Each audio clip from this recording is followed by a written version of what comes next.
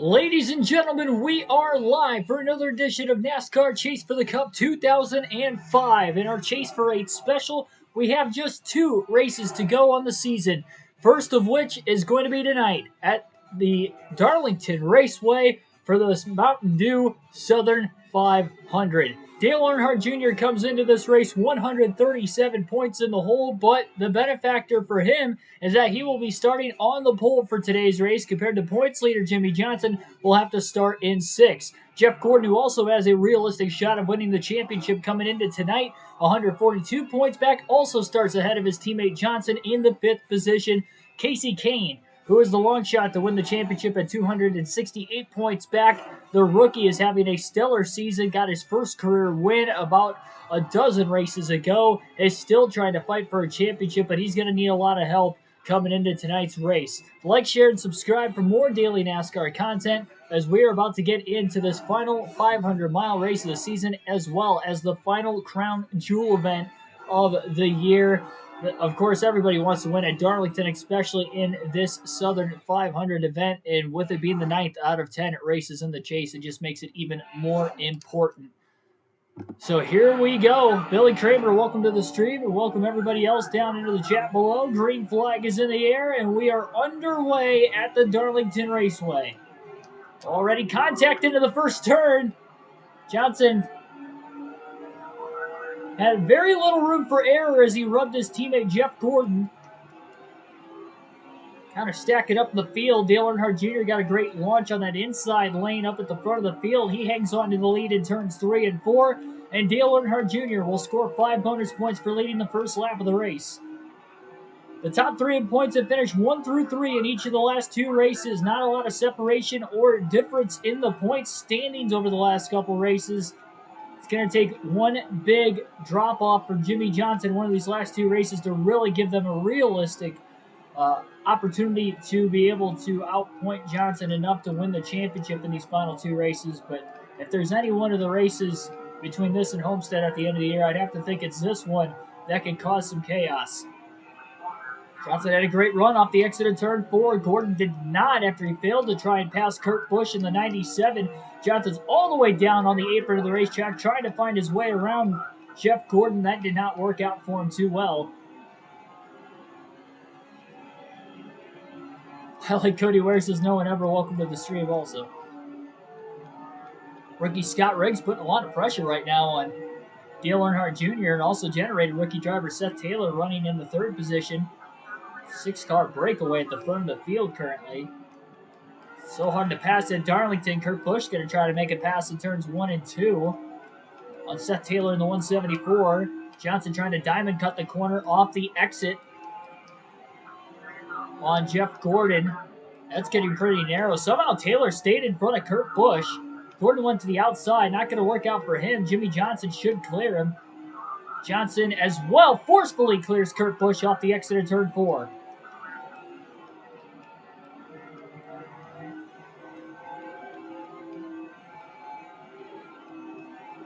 See a better race in the career mode. We should have a better race in the career mode. I should also make it past 60 laps. Should, hopefully. See, Darlington's difficult in any NASCAR game, but NASCAR 21 Ignition just takes it to a whole nother level. It's difficult for all the wrong reasons.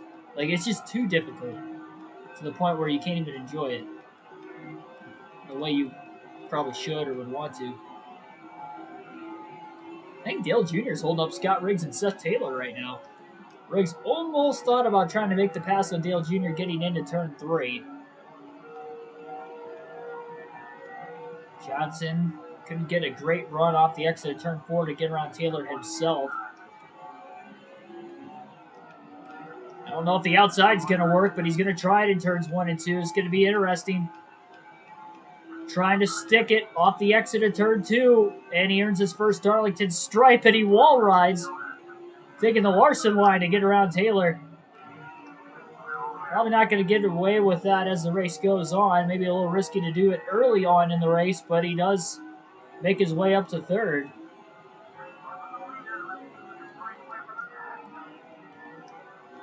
First Darlington stripe off the exit of turn 2.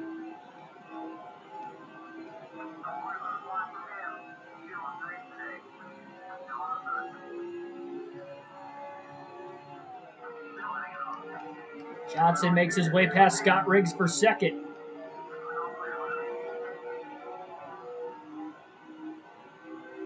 And now, underneath Dale Jr. Jr. led that last lap of the line, but it is Jimmy Johnson into turn 1, who will take the race lead. From 6th to 1st in just 9 laps, Jimmy Johnson leads the Southern 500. Trying to get his first career championship. He's got a chance to clinch it up today. If he goes on to win, it's really going to depend on where Dale Jr. and Jeff Gordon finish in order for him to do that. Johnson has to have a 156-point lead at the end of this race to have the championship locked up.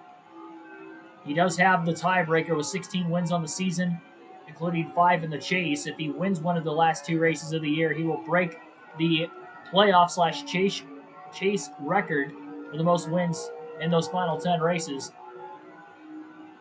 And he's going for 4 wins in a row today. That would be pretty special to be able to accomplish that tough feat as well. Probably one of the more difficult races to try and get it done, though. At least of a non-super speedway, I'd probably say this would be the most difficult. Game needs one last good patch. It just needs... I mean, exactly, like all the patches they've had so far, they fix like maybe one thing and not even to the fullest extent. The game is just that far out of whack. NASCAR 21 is, not this one. This one's perfectly fine. Don't mess with this one. I don't think EA would anyway. The game's outdated enough. Scott Riggs starting to fall off of the top 2 over the last few laps as well. Jimmy Johnson has led now the last 4 laps. Dale Jr. is still right there, though, on his back bumper. Johnson's trying to gap him.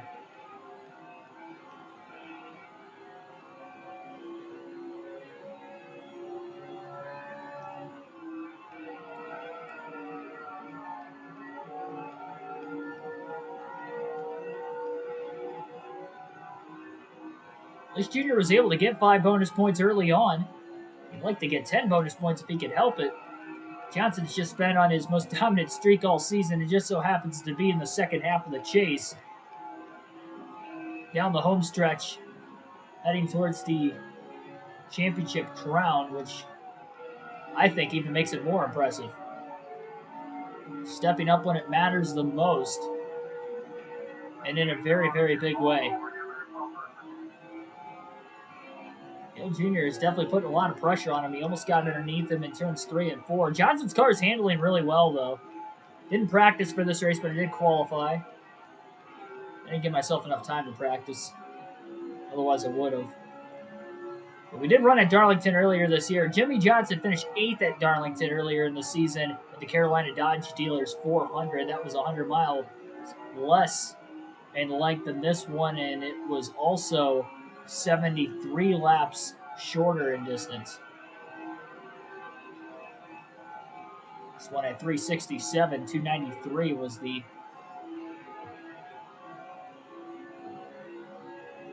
lap count earlier this year. That was race 5. This is race 33.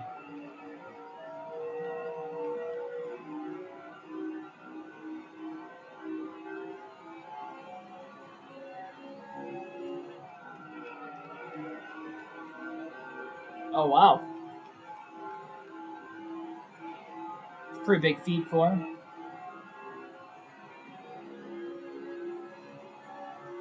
Wonder what that's going to mean for that store then.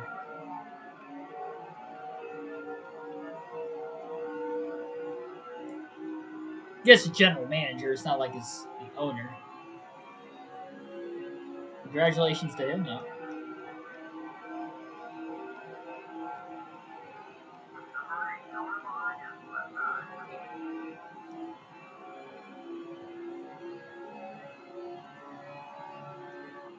The last race at Phoenix, we only saw 2 lead changes the entire race. We've already had 1 in the first 9 laps of this one. Johnson now has led the most laps, with Jr. leading the first 8. Johnson now has led the last 10.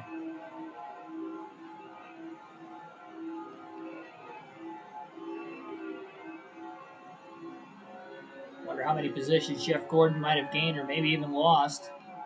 Started 5th, he was back to 6th, and then kind of left him in the dust.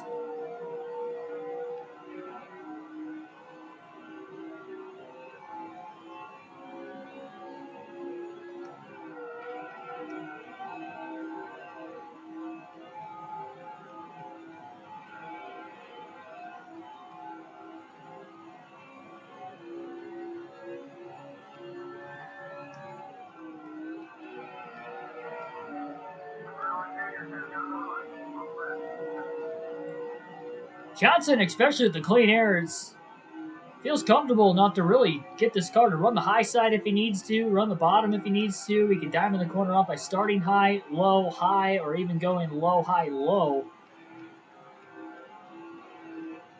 Very free to move around quite a bit in the middle of the corner, but it's not too free where it's bad loose either. And that was even in traffic as well.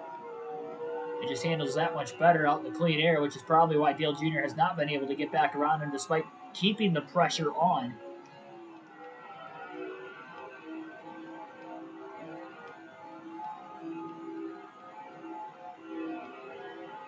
It's a pretty old surface, though, back in 2004. Honestly, it's pretty similar tire wear and surface-wise to Darlington nowadays, so there will be a lot of fall-off in this one.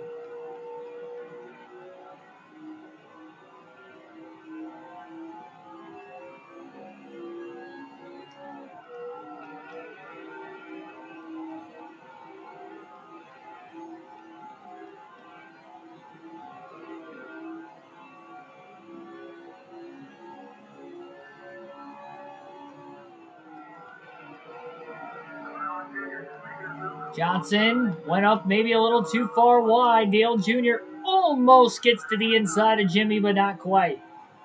Johnson gets a little bit better run after running the high side through 3 and 4 down the front straightaway. Now Dale Jr. is going to try the outside in 1 and 2 while Johnson goes to the bottom, so this will give Jr. a little bit better run down the backstretch. See if he can pull close enough to make another dodge to the inside. Johnson will protect down low anyway. Slide up, diamond the corner off, so no chance for Dale Jr. to be able to get back at Jimmy Johnson that lap.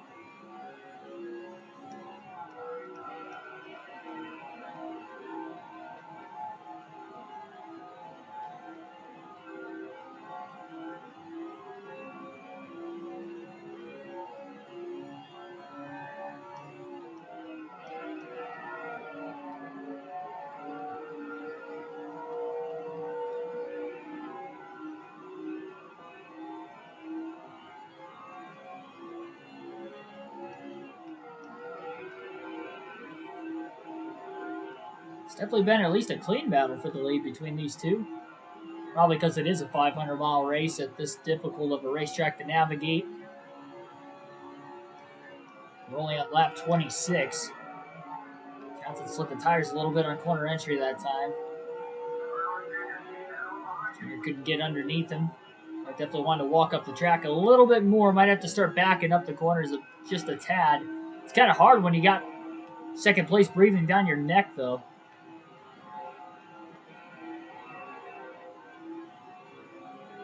Oh, you meant at your course. I thought, my bad. I misread that. I was thinking it was at the store you worked at, not the golf course.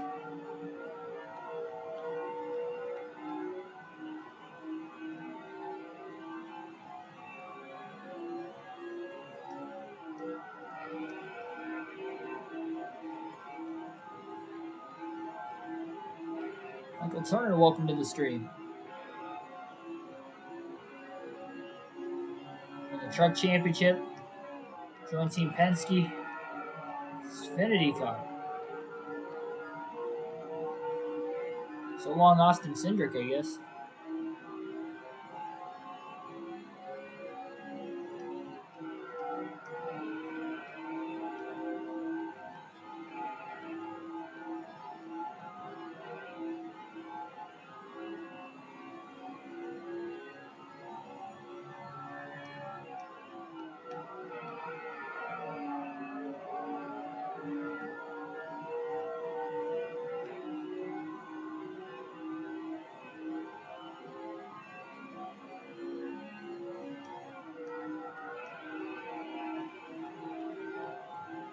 Just to put out there as well, if Jimmie Johnson wins one of the last 2 races this season, he will have won half the races this year.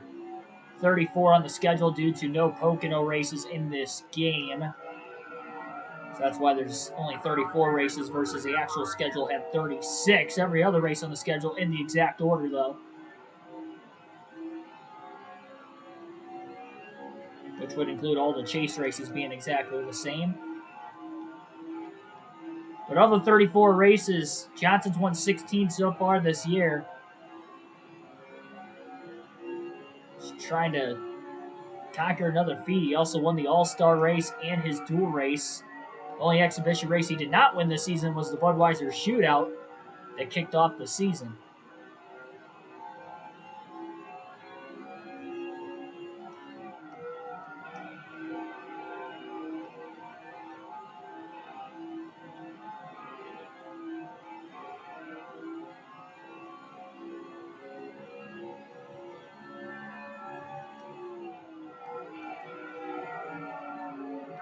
Up the track goes Johnson a little bit more.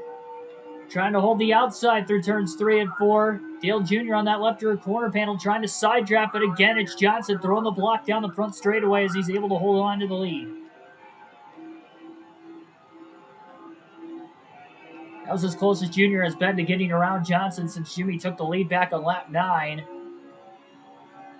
Johnson got through turns 1 and 2 beautifully as well, and he kind of opened up that gap a bit, but again, for the second straight lap, he slides the tires on entry into 3, moves up, but he does cut down the center of the corner enough to stay in front of Dale Jr. So the tires are definitely slowly starting to wear out more and more and more, and they are halfway through the opening fuel run at lap 34 as well. So probably looking at pitting right between lap 65 and 68 for Jimmie Johnson. Try to stretch it as far as he possibly can in this opening run especially.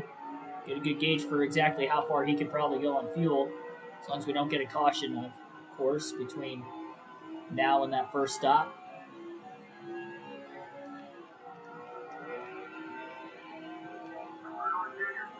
Nobody's caught up to these two, and I think a large part of it is they've barely been side by side at all. Johnson took one corner to pass Dale Jr. Jr. peeked to the inside on 2 occasions, and that's it. Other than that, they've been nose to tail. Jr. might try again here as Johnson again slides the tires. He's having a hard time trying to keep the car on the bottom lane on entry into turn 3.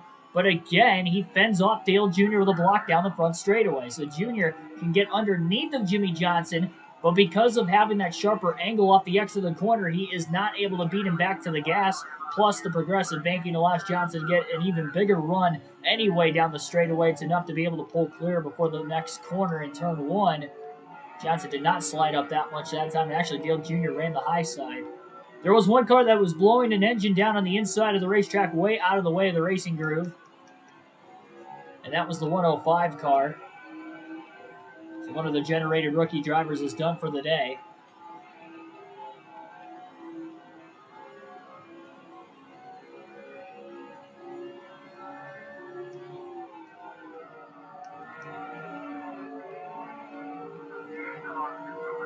Johnson's fastest lap is a 28.566 right now. This lap at the line is a 28.716. So almost 0.2 of a second total have been the tire fall off after about 38 laps, which honestly on this little of a surface isn't that bad. That's probably why these two are pulling away from everybody else. Surprised the tires aren't wearing out more than what they are.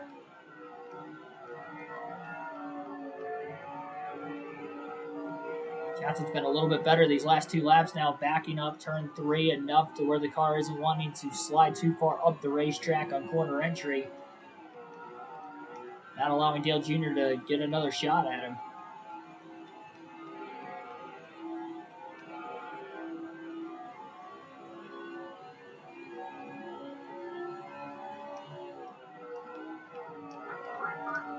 Right front in the yellow.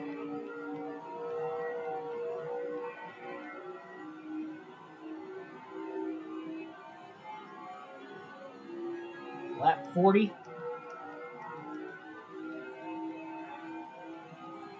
I'm sure more tires are going to go along with it.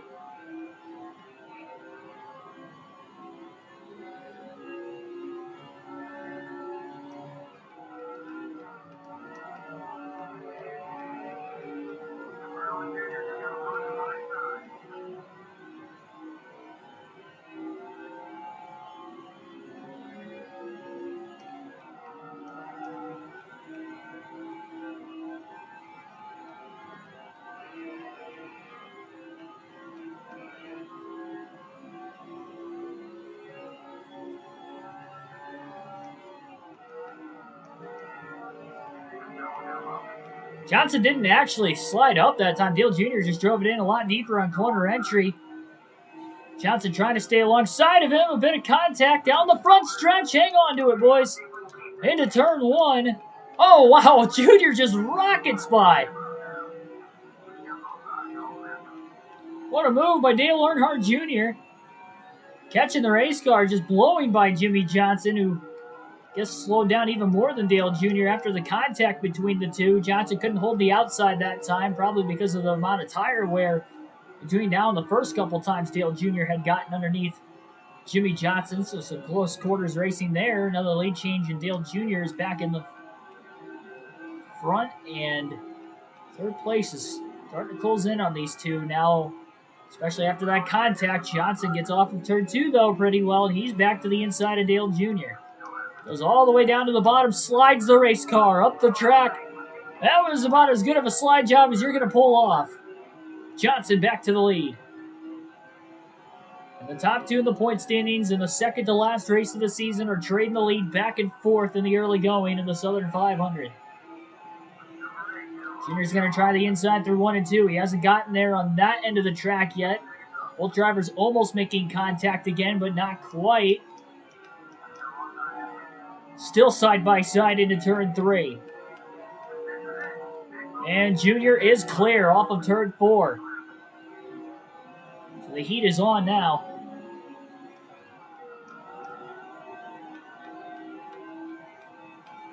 Oh, Johnson into the wall. Car really slid up the track that time.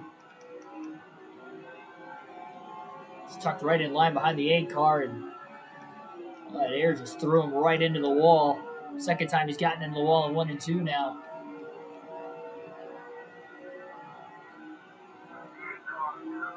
Pretty good corner, though, from 3 and 4. Junior led that lap at the line, but it's Jimmy Johnson going back forward in turn 1, and he's got the lead.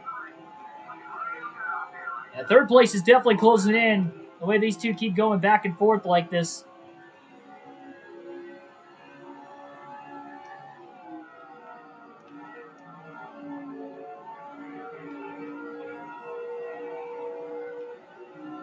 Good battle to watch, though.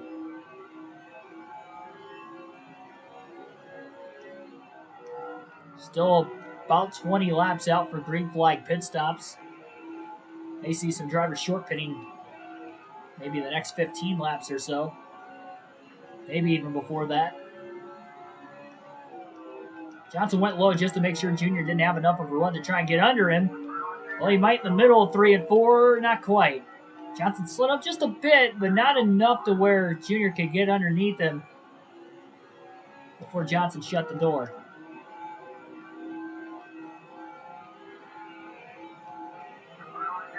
Dale Jr.'s just rolling the center of the corner a lot better than Jimmy Johnson on old tires. It's really where he closes. Corner entry to the middle of the corner. Now he's going to go to the outside. Johnson drove it in pretty deep. Dale Jr.'s definitely rolling the center of the corner a lot better at this point in the run. The fact that he was able to run the top and he almost got around Johnson there, that would have been very impressive.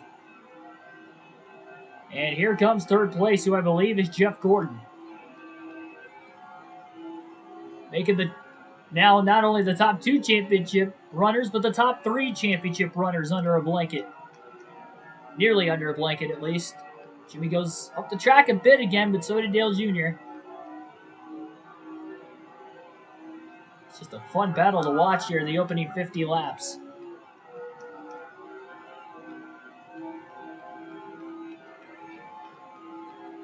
You don't like the battle you've seen between the 48 and the 8 so far, especially late in the season like this, battling for a championship for the both of them. I don't think you appreciate sport stock car races.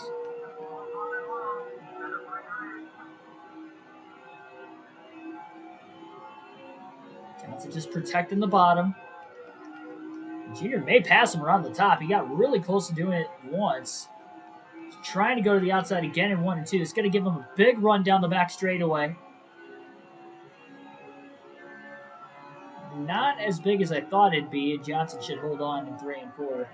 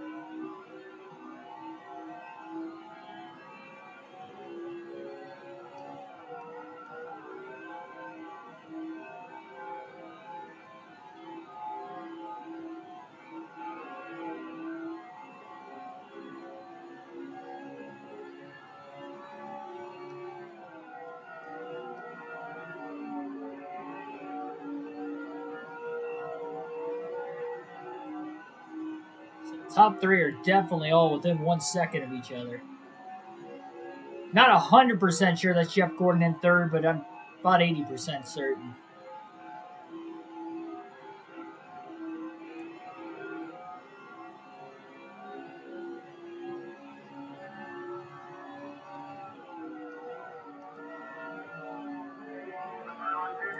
Dale Jr. has not won in the chase yet. He is still sitting on 3 wins total on the year, but they were all from the regular season in those first 24 races.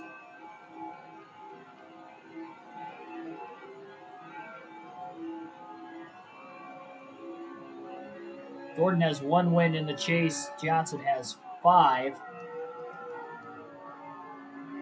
Matt Kenseth, Kevin Harvick each have 1 as well.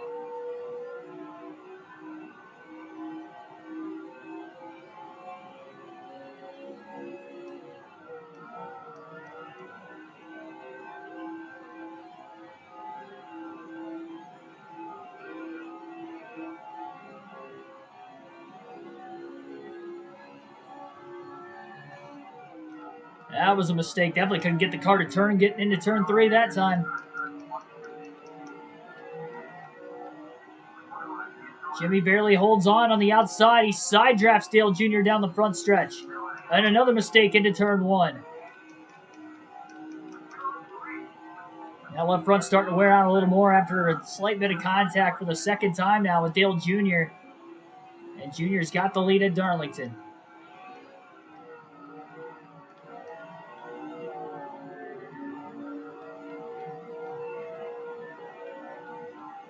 Great run, though, off the exit of turn 4. Johnson trying to fight back to the inside. 1/8 of the tank left on fuel. Johnson's going to drive in really deep into turns 1 and 2. Slide job up the racetrack. Oh, and he touches the wall. And Junior's right there, but Johnson side drafts him off the exit of turn 2. Oh, another mistake into 3.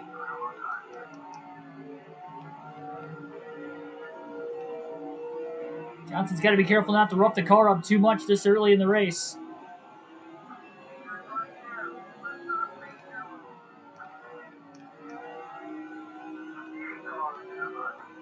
Johnson trying to get back underneath him, and he barely does. Side by side, down the back. Oh, Junior just completely takes out. Oh, he's almost up and over. Now he's in the wall. Back down the track goes Dale Earnhardt Jr. No caution somehow. He just about cleaned out the 48 car. He was trying to pit. I don't know how that wasn't a caution, but we do stay green. Heavy contact. Dale Jr. just about wiped himself out. I don't know how he didn't roll over. That car was bouncing around in the bumps down on the apron of the track at an awkward angle going into turn 3. Gordon also pit that last lap from 3rd as well. Johnson going to stay on the track and continue to lead laps, hoping for a caution, which we almost saw right there.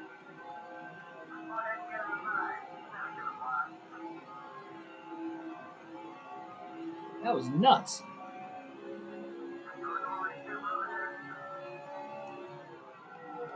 No warning that he was going to pit either, other than just door slamming Jimmy Johnson.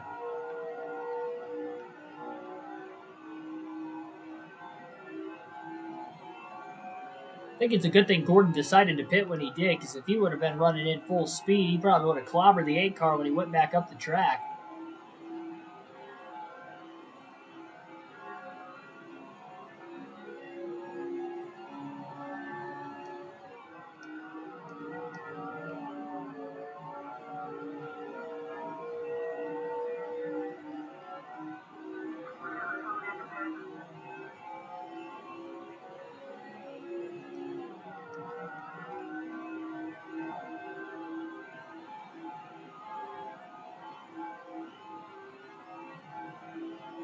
One of the championship contenders of the 4 coming in that we haven't really seen today is Kasey Kane. All 3 were running 1 through 3. The time of the green flag pit stop starting at lap 62. Lap 61 roughly. There's Kasey Kane coming out of the pits.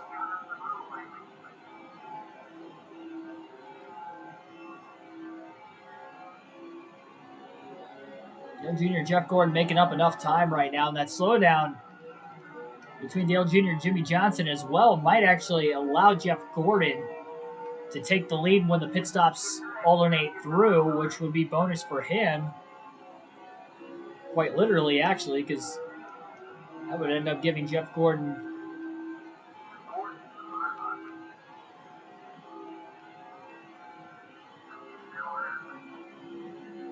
5 bonus points. Jimmy Johnson going to stay out one more lap as he laps Robbie Gordon into turn 3. What's on the schedule for the week? That will be posted tonight after this stream. I just got to crop out the image, and I got the schedule ready to go, so be on the lookout in the community tab later tonight. I'll have the schedule uploaded, and Johnson just ran out of gas now in the middle of 1 and 2 at lap 67, so he pushed it just a lap too far. Now he's going to try to make his way down onto pit road.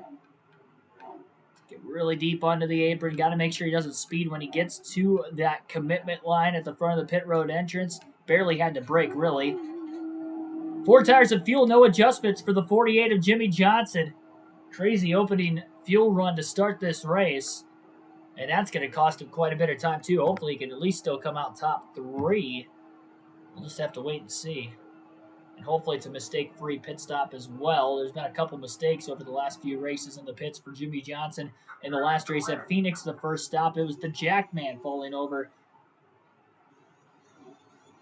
The rear tire changer ran into the catch can man back at Charlotte in the 5th race of the chase as well.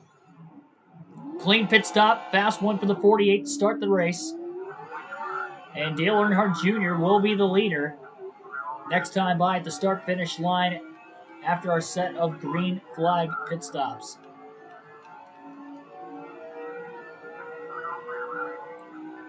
Johnson's about 5.8 seconds off the race lead.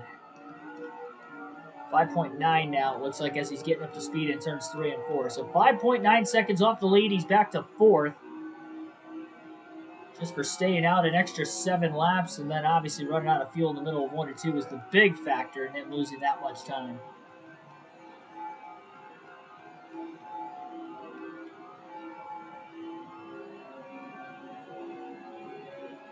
Kurt Busch in 3rd place, though, right in front of him. Dale Jr. dealing with lap traffic for the first time. It's also going to play out in Jimmy Johnson's favor. There's Busch.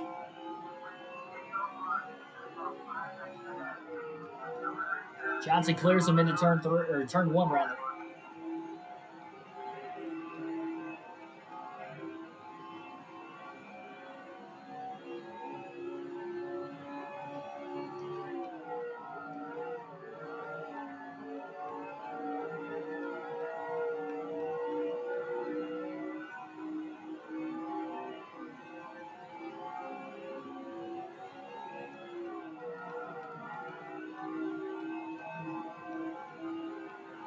So 66 laps is about as far as you're going to want to go on fuel here at Darlington. Johnson unfortunately learned out the hard way on the opening stop. Or at least he knows for later in the race.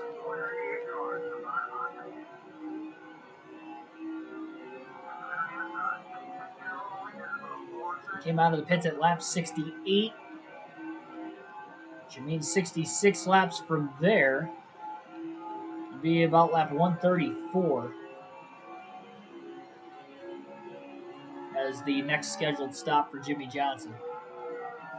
There's a ton of lap traffic around Dale Jr. No wonder that interval is starting to sway back in Johnson's direction, but all the lap cars Jr. is dealing with, obviously Jimmy Johnson will have to deal with very, very soon. And, well, we got our first bot down in the chat. I don't know what's going on with that lately. Still caution-free in the Southern 500. Last 500-mile race at Atlanta went caution-free. I doubt this one will. Not in Darlington. I'd be shocked if that ends up happening.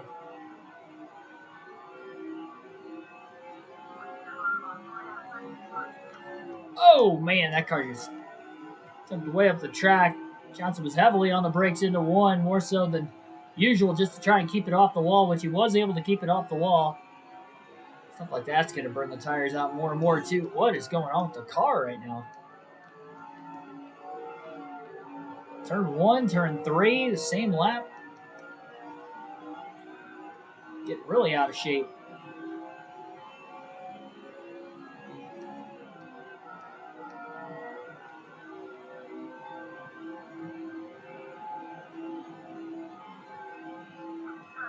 Pushing a little too hard. Catches first lap car, Bobby Boone into turn 3. All the way down on the apron to make the pass.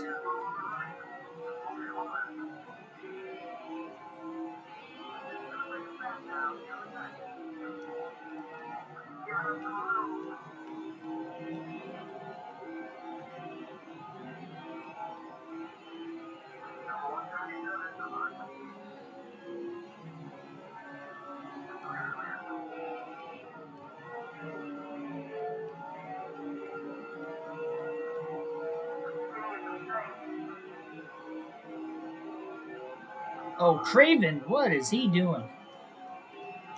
Just completely chopped the nose off of Jimmy Johnson. Partway down the front straightaway.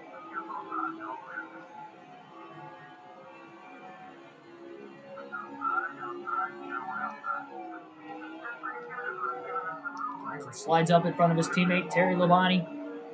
It's already a lap down. He would be the defending Southern 500 winner in 2003. After a terrible start early on in this one, hasn't had a great season on top of it. We ran as Terry Labonte in our NASCAR Thunder 2004 custom schedule season. Oh, well, not the custom schedule season, but the fan-voted season. Jeff Gordon closing in on Dale Jr., but so is Jimmy Johnson. Both Gordon and Johnson get around Mark Martin, the lap car, in turns 3 and 4. Johnson's all over the back of the 24 of Gordon. Now he looks to his inside off the exit of turn 2. Nice clean pass. Junior caught behind the 184 car. Jimmy Johnson is closing in fast. Down to the bottom. 3 wide for the race lead.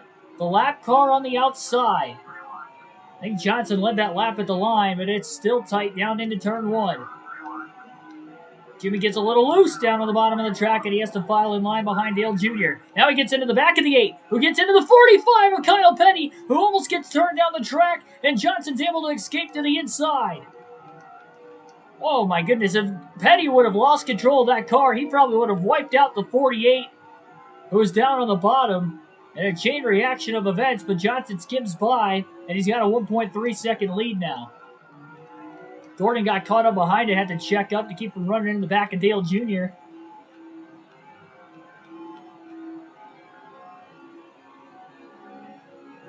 Second time the 8 and the 48 have made significant contact. First time is Junior's fault, that time is Johnson's fault.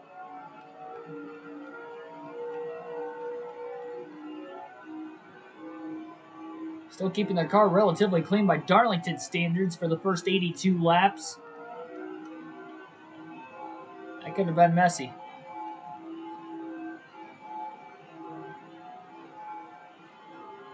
Remember that last race at Phoenix, we had a green-white checker finish with a late caution. We had one early at lap 39, then we didn't have another one until about 60 to go. 60, 70 laps to go. And one with just about 6 laps left as well, would set up that restart with 3 laps remaining, and had a big crash in the dog leg, taking out 8 drivers. A lot of lap traffic, though, in front of Jimmy Johnson coming up. And create an opportunity for Dale Jr. and Jeff Gordon to close back in again.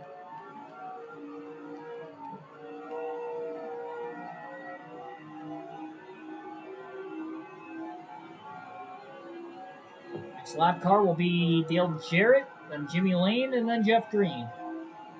Ward Burton in front of Green.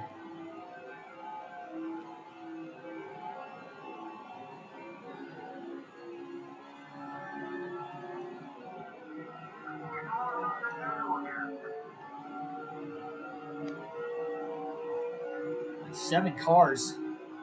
A single file line right in front of Johnson. Black Ace, welcome to the stream. This game needs a remake of some sort. That'd be fantastic. I'm down for it.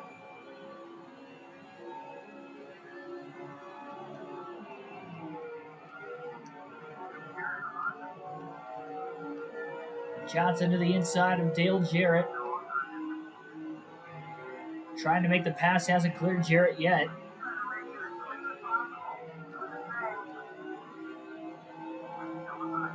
Multi-time Darlington and Southern 500 winner Jeff Burton's in this lap pack as well. Johnson on the inside of Jimmy Lane. Got through the first... Oh, well, I was going to say he was getting through the first 2 lap cars pretty good. Until he slid up into Lane that time.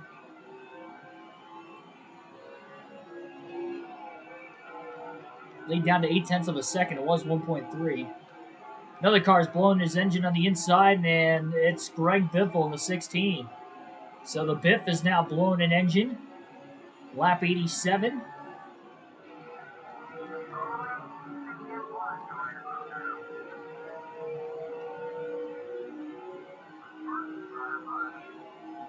Johnson couldn't quite get to the inside of Ward Burton that time. He tried in turns 1 and 2. Now he'll get there. Drives under Jeff Green. Burton caught behind 2 generated drivers. Into turn 3, Johnson going up the hill. Might have lightly gotten into the 43 of Jeff Green. Nothing heavy at all, though. Johnson's getting through this lap traffic about as good as he could.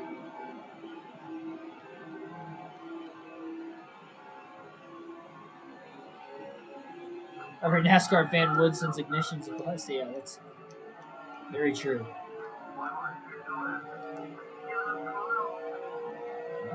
3 wide off the exit of turn 4. Jeff Burt just about got sandwiched right in the middle between Jimmy Johnson and that 133 car. Johnson's trying to give as much room as he can.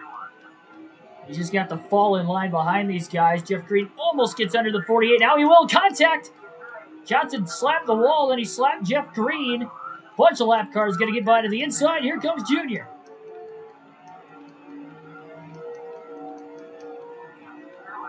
Should say on the outside, the lap cars are going to get by. Dale Jr. tried to get around Johnson on the outside. He's back in it just like that. Johnson gets loose now into turn 1. Trying to keep it off the 0 of Ward Burton.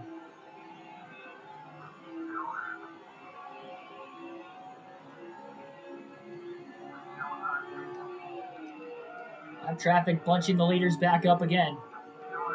Jimmy gets to the inside of Ward Burton. Follows the line that Jimmy Johnson left.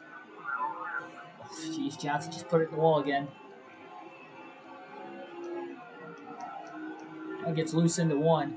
This car's been all over the place this run. He didn't make any adjustments in the first pit stop of the race back at lap 67.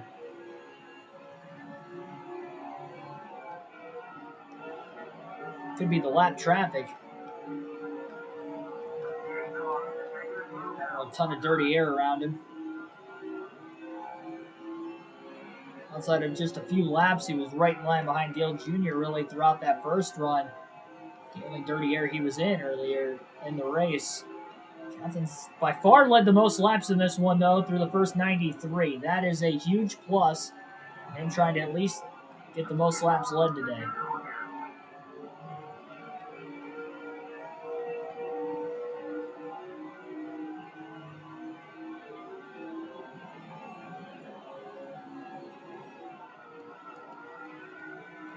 If I'm thinking correctly, if Jeff Gordon finishes in 3rd place but doesn't lead any laps, and Jimmy Johnson goes on to win today's race and lead the most laps, I believe Jeff Gordon would be eliminated from contention.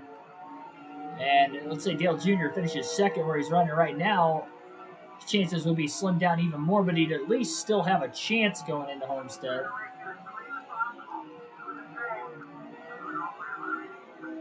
They're definitely going to need a lot of help, most of that today.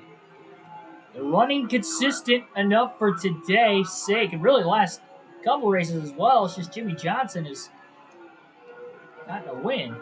And he hasn't even, or has been getting wins. 5 wins in the chase. He hasn't finished worse than 10th.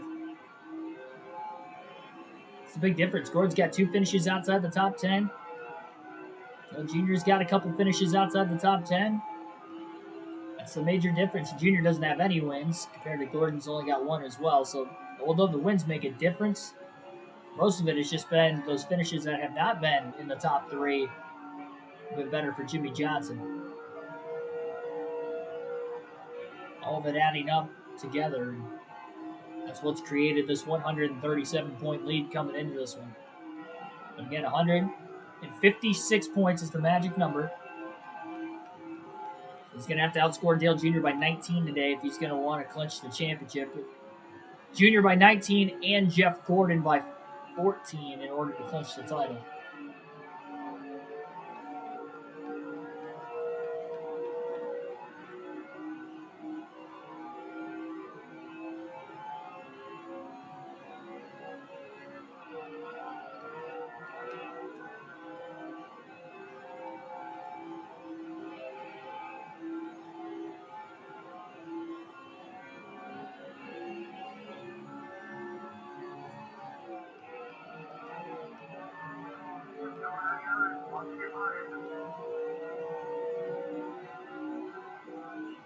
Jeff Burton, first car lap down, trying to get back on the lead lap. Johnson's extended the lead back out to just over 9/10 of a second at the start-finish line that time. We'll hit lap 100 this time by.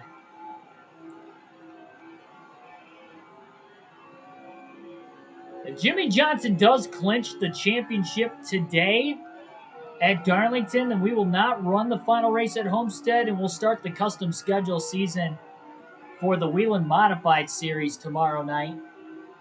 As we'll do the Modified Series here during the NASCAR off-season for our NASCAR 05 content. That will be a custom schedule season again going forward. So that will be the plan. It's part of why I don't have the weekly schedule up yet, just because it's dependent on what happens tonight as far as whether we do Homestead tomorrow or Modified Series racing tomorrow night. We'll have more NASCAR 21 Ignition live streams on the career mode later in the week as well. Plan on doing a couple career mode race live streams, and then we'll have a premiere or 2 as well during the week.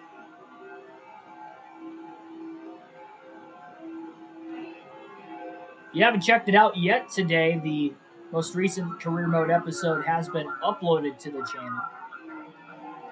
Darlington throwback race, so a couple of Darlington Cup races on the channel today.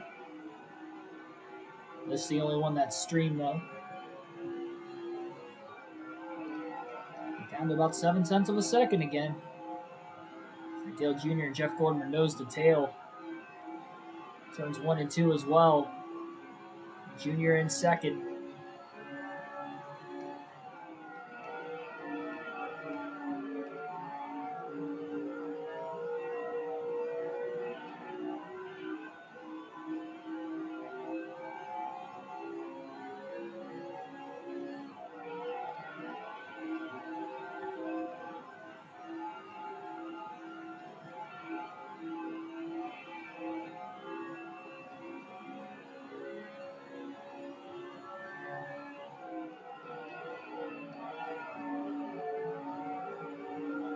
Dale Jr. can just get around Jeff Burton.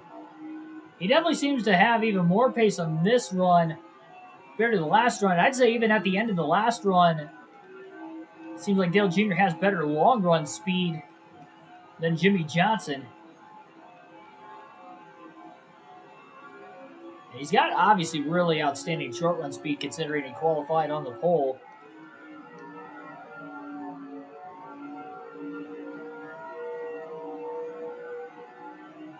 Another car who's blown an engine was up in smoke on pit road. Lap 105, still caution free, though we have had 3 engine failures in the race today. 105 car, Greg Biffle. I'm not sure who the last driver was that just blew an engine. It's like a yellow car of some sort. I wonder if it might be Matt Kenseth. There'd be a couple Roush cars now. in trouble. Kenseth, one of the chase drivers. Although he was eliminated from contention after yesterday's race at Phoenix, it looks like it is Kenseth, but I'm not 100% sure. But it does look like Matt Kenseth. The Jr. and Jeff Gordon both got around not Mark Martin, the 99 of Jeff Burton over the last couple laps. Lead down to a half a second. And the right front starting to wear out a little more on Jimmy's car. John, welcome to the stream, by the way. Like, share, and subscribe for more daily NASCAR content if you are watching right now. 11 people currently watching this race, still in the first half of it. Just over 100 laps complete. The Southern 500 presented by Mountain Dew. Live on KRC. And smash that like button. Only got 3 likes right now, so definitely hit that like button if you haven't already.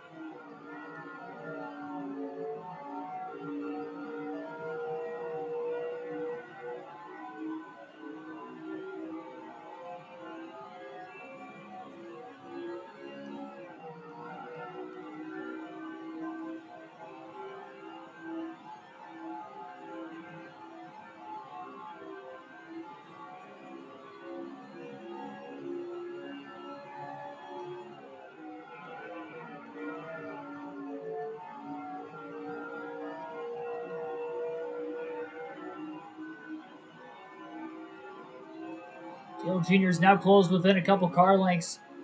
Remember, Jimmy Johnson's next scheduled pit stop is going to be at about lap 134, so we're just under 25 laps away from pit stop number 2 tonight.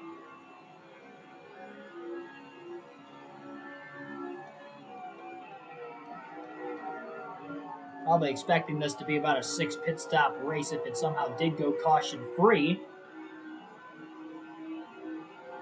And I doubt it will. Even if we go over 300 laps in, considering what happened last night at Phoenix, having that wild finish, I should say yesterday afternoon at Phoenix, that wild finish of the green-white checker, almost costing Johnson the win. He had to go into the grass on the backstretch just to miss the big accident. It involved 8 cars.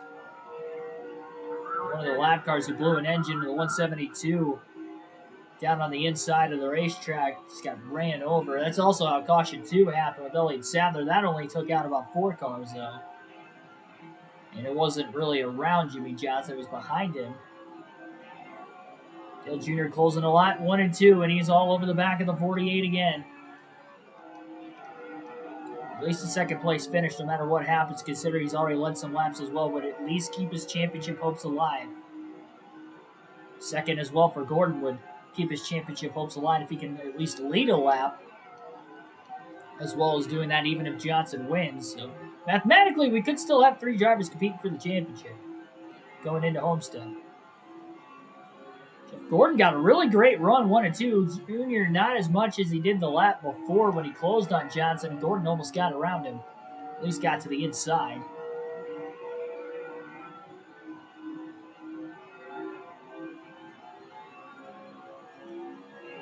Definitely tends to take a couple laps to really try to set up to make that perfect exit to a corner. Trying to back up the middle of the corner enough to make these passes.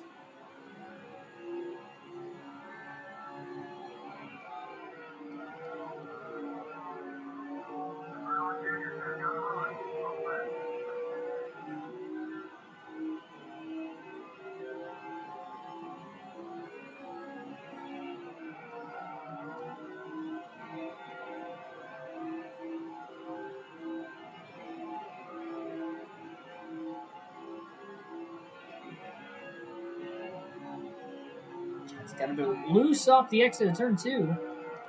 Dale Jr. going to try the outside. That was not a good move with Jeff Gordon right there. And now Gordon to the inside for second place.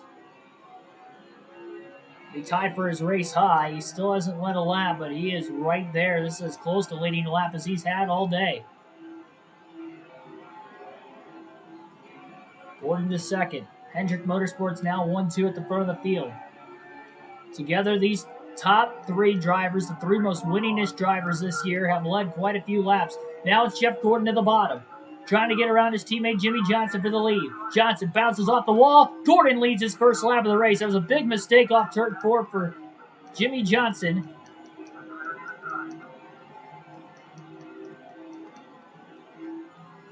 So Gordon gets 5 bonus points now. It's going to help his championship situation. Dale Jr. going to the bottom of the track for the lead.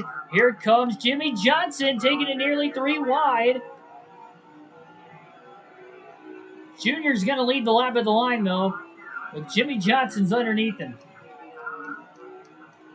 2 laps after losing the lead, Johnson's back out in front. Here comes Gordon for second to the inside of Dale Jr.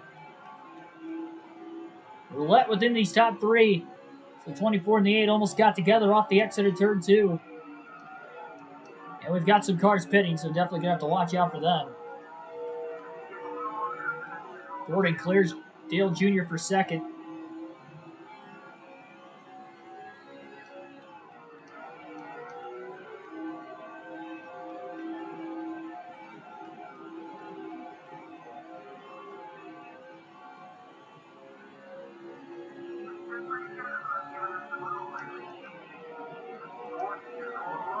Gordon looking low. He's going to try to use Rusty Wallace as a pick to get around his teammate Jimmy Johnson. Johnson again in the wall. Jimmy still led that lap at the line, but his 30 air is not helping him whatsoever right now. Jeff Gordon's still there with the 2 on the outside right in front of the 48. This is not looking good. Contact between the 24 and the 48. Gordon gets knocked way down on the inside, and here comes Dale Jr. to the top for the lead. Oh, no, Jr. again trying to pit as he wipes out the 48 nearly into the wall heavily. Heavy damage to the right front of Jimmy Johnson. And again, no caution. Second time in a row, Jr. tried to just pit, and he wipes out the 48. Heavy damage to the right side. And again, no caution. Kurt Busch is going to look like he may pit this time. No, he does not. And Kurt Busch is actually in the lead. He caught the top 3 with all that commotion going on. Getting into turn 3 about 2 laps ago now. So now the battle's between the 48 and the 97. He's going to have to be careful. Ricky Rudd coming out of the pits. Oh my goodness, 3 wide. Johnson's not in a great position. Trying to work himself back up the racetrack now. It's Kurt Busch holding on to the lead.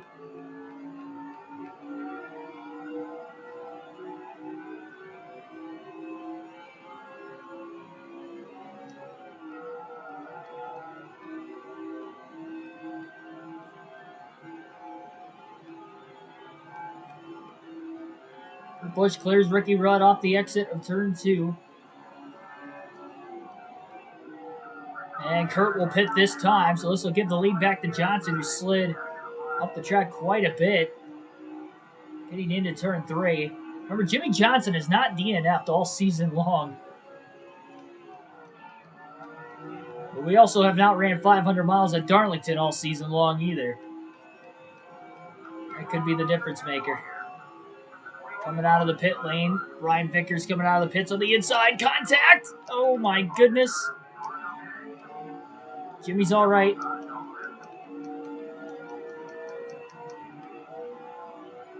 Oh, man.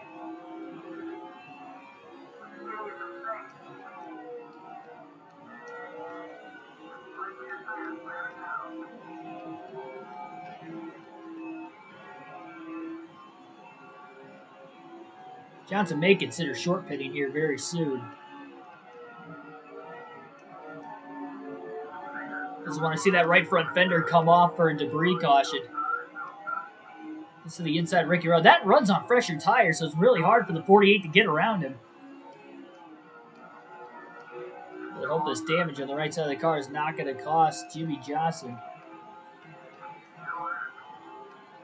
And he barely clears Rudd off the exit of turn 2. Eighth of the tank of fuel left, though, for Jimmy Johnson. Rudd's going to cross it back over to the inside. Johnson slaps the wall again.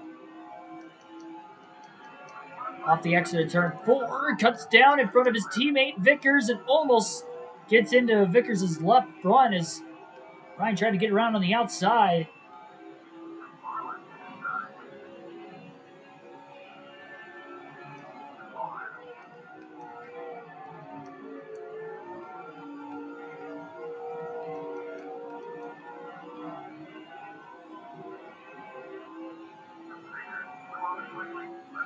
No adjustments coming up for the 48 under stop 2, but they're definitely going to have to repair some damage.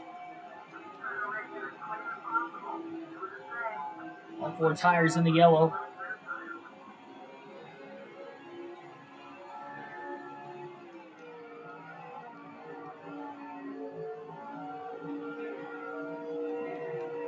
Get to the inside and run off the exit of turn 4 again.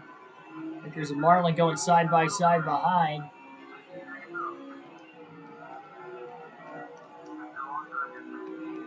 Yeah, I plan on doing custom schedules for the Cup, the Busch truck, and the Modifieds. I'm doing the Modifieds during the winter. I'd rather wait to do the Cup Series until the season starts at least. Oh, wow. Johnson really trying not to make any contact with the right front. Almost got into not only Marlin, but Rudd as well. And more specifically, Rudd would have been hit with the right front. Jimmy Johnson's race car. Vickers is going to get to the inside of Johnson off the exit of turn 4. Johnson in the wall again. Into Vickers again. Lap 130.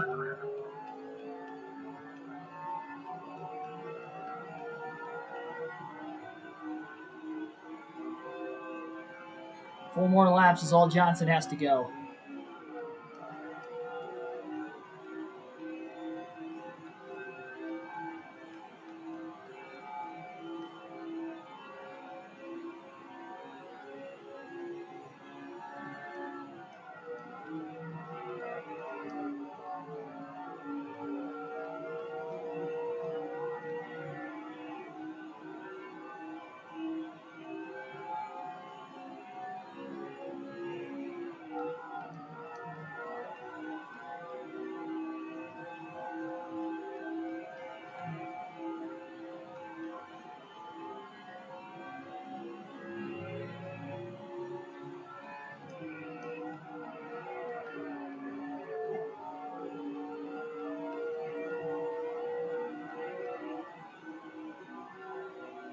Johnson's going to pit at lap 133 just to be safe so he doesn't run out of gas again like he did the last run.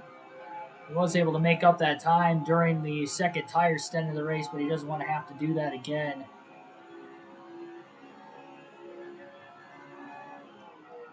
So Jimmy Johnson going to pit this time by. Tough pit road to get onto. Slowing it down using all the apron. 70 miles per hour. Again is that pit road speed limit, and into the pits he goes. 4 tires and fuel coming up for the 48 of Jimmy Johnson. No adjustments. Likely going to give up the lead once again. Very severely damaged right front to his race car.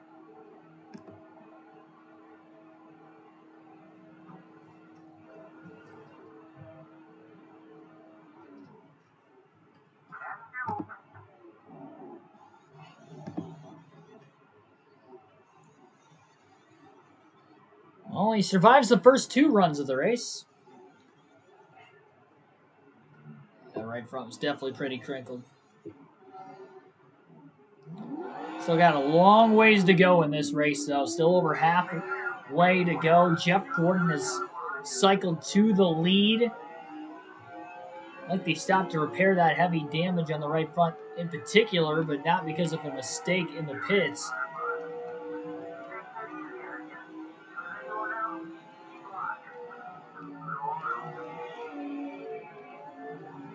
Jimmy Johnson cycles back to 5th place, about 8.7, 8.6 seconds off the race lead. So gets up to speed. You got Ryan Newman in 4th. He's 10th of the 10 chase drivers currently.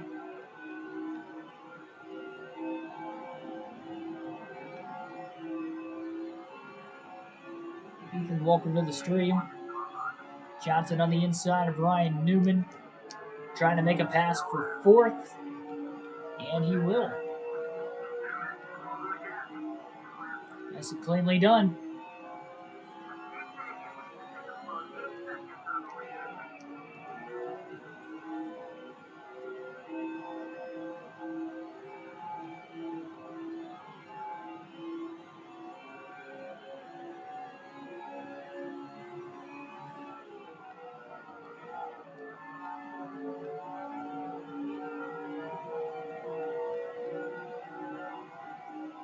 The second time you had this game, you made a remake. Just out of technicality, this would be the third time I've had it. I played it when I was younger. I don't know where it was at, and now playing it now, of course. Repurchase. The only way they would remake these EA Sports games is if EA Sports themselves would remake them, and I doubt that they would. I think if anything, they would just end up making NASCAR games in general again, not remaking old ones.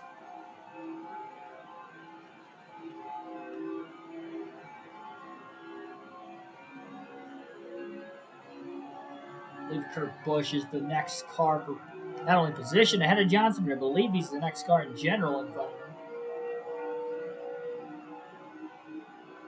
This is quite a bit off the exit of turn 4.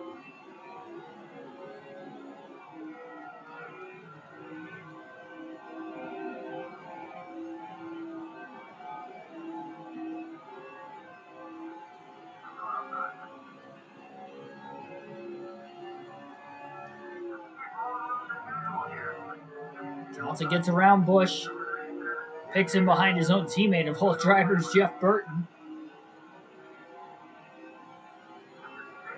Johnson up to third, 5.8 seconds off the race lead.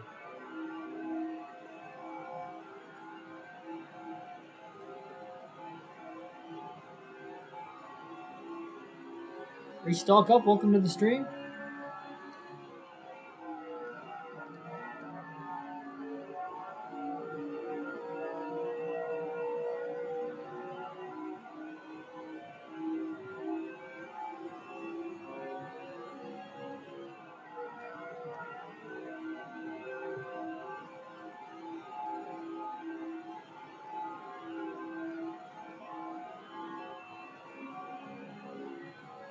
I think next time we start to see some drivers pit, just for safety precautions, at least around Dale Jr. and Jeff Gordon, I'm just going to not get to the inside of them in turn 3. Try to check up as much as I can around him as well. Because it is not worth DNFing at the hands of Dale Jr., especially with those two running 1-2 right now. They've been in the top 3 pretty much the whole race, qualified top 5. Of course, Jr. again on the pole. And early enough in the race, they could go on to lead the most laps, not Jimmy Johnson, on top of the fact that Johnson DNFs. Major points lead is going to become tight going into Homestead tomorrow night.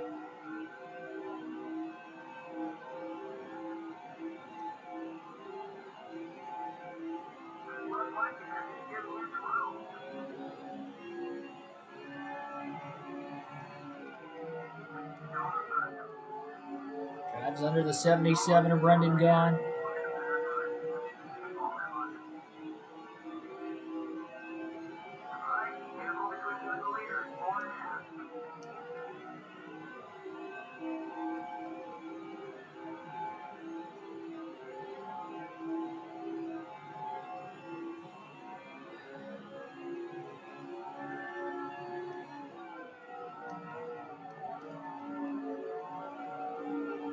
Johnson just ran his fastest lap of the race that last time by as well, of 28.562.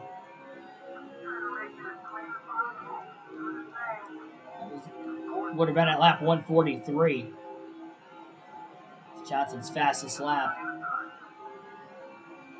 So he is probably got the fastest car on the racetrack right now in this short run. Trying to make up that time lost after those other drivers pitted about a dozen laps before him. This rough and tumble surface at Darlington.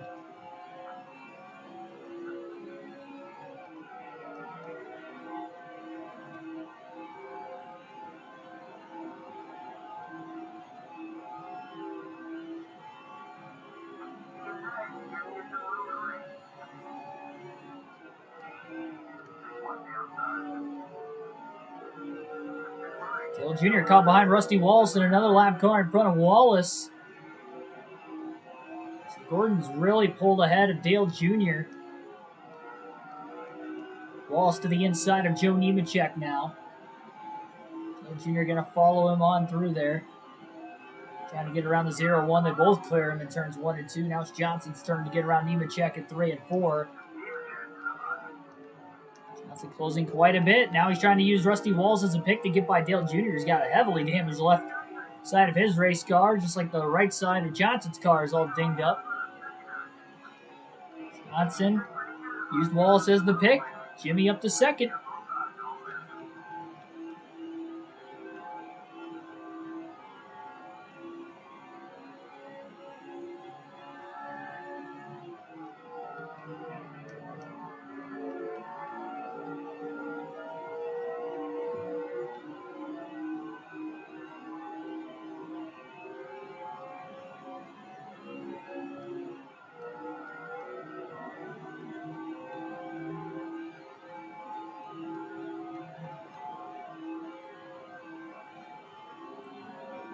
Johnson closes on Gordon. And he'll likely be looking for the lead next lap. Closes again through 3 and 4. Gordon drips up the track a bit. Johnson to the bottom. Gordon leads that lap at the line. But Jimmy has the run down into turn 1. He'll drive it in deep. Gordon trying to pinch him down on the inside. Gordon gets a better run in the center. Johnson, though, off the exit, holds on. Still side by side for the lead between the 48 and the 24. Dead even into 3. Johnson powers through on the preferred bottom lane. Clears Jeff Gordon off of turn 4. Jimmy Johnson back in the lead at lap 151 at Darlington. Gordon not going anywhere. He's going to continue to keep the pressure on. A lot of lap traffic. A little bit up the ways. A couple seconds ahead of these guys yet. Junior's finally gotten around Rusty Wallace in turns 1 and 2, and he's going to try to run down the top 2 now as well. This could potentially be the 3rd straight race that the top 3 points finish 1, 2, 3. If it was just a little bit tighter, this could be one of the greatest championship seasons of all time, but it's not the case, at least right now. It had the makings to be the best championship battle we've ever seen here on the channel 3 races ago, but this 3-race win streak for Johnson has really opened that gap up to 137. It couldn't have come at a better time this year. And you look back even 5 races ago, before going into Charlotte, Johnson only had a 45-point lead over both Kevin Harvick and Jeff Gordon at the time. And the top 6 were all within 120 points still. It was insane the way the first really 4 to 5 races of the chase went. It's just, again, these last 3 races, Johnson winning. Mostly it was Martinsville that really did it in, because Dale Jr. has been a little bit further back because he didn't have a great start to the chase.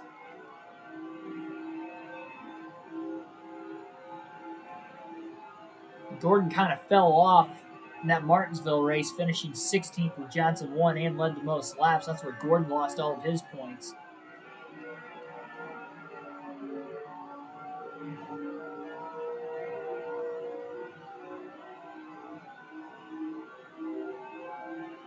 He also had a bad finish at either New Hampshire to start the chase or Dover. I remember him finishing outside the top 10 in one of those 2 races. I'm thinking it might have been Dover only because New Hampshire was a couple months ago.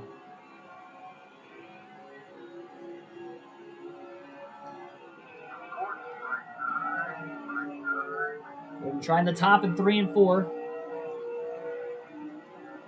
Dale Jr. definitely seems to have the better of the long run car between these 3.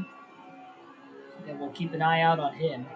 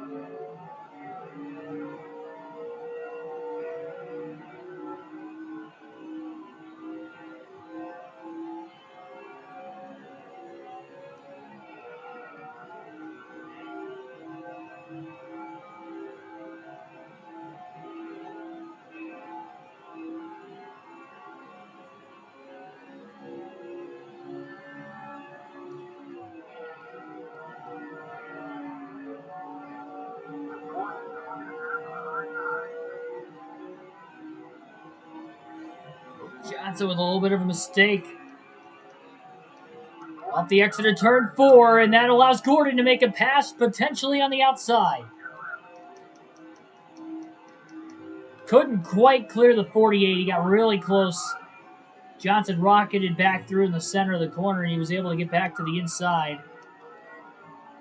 But somehow, some way, despite getting in the wall, getting into turn 1, Jimmie Johnson holds on to the lead. It was a great effort by Gordon, though.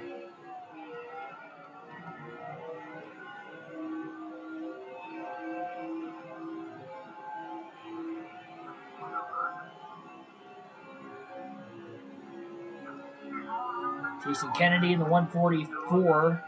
Next lap car, Johnson slides up in front of him in turns 3 and 4. Dale Jr. closing in on Gordon. Gordon stuck behind Kennedy all the way through 3 and 4. Trying to get to the inside, but he's not able to do it yet. And Jimmie Johnson's all over the back of the 24 into turn 1. Gordon finally gets down to the bottom. Jr. will have to follow Jeff Gordon through that corner that time. Gordon cleared him. Jr. did not. See if Jr. can keep pace with the 24. He does. Well, there we go again. Top 3 under a blanket. Battling wild with each other there towards the end of that last fuel and tire stint. Closing in on about 200 laps to go at Darlington.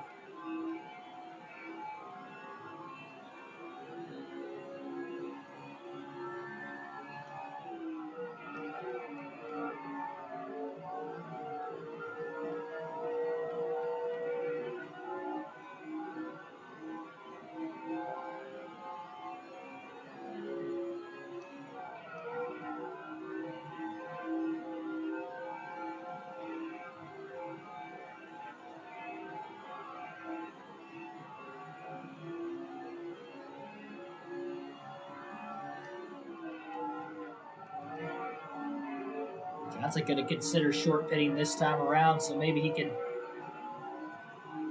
pull away. It helped, and he didn't try it at Phoenix at all, but he did try it the 2 races prior to that.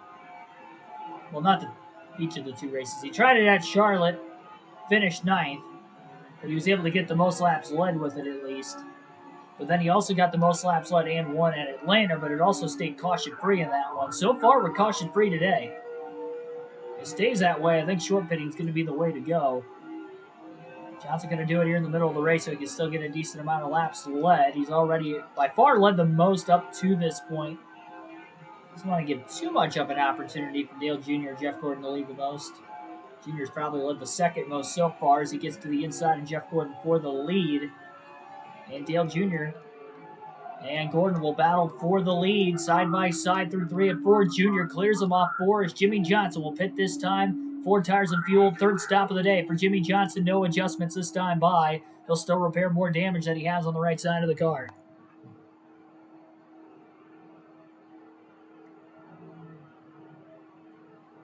I think we are back.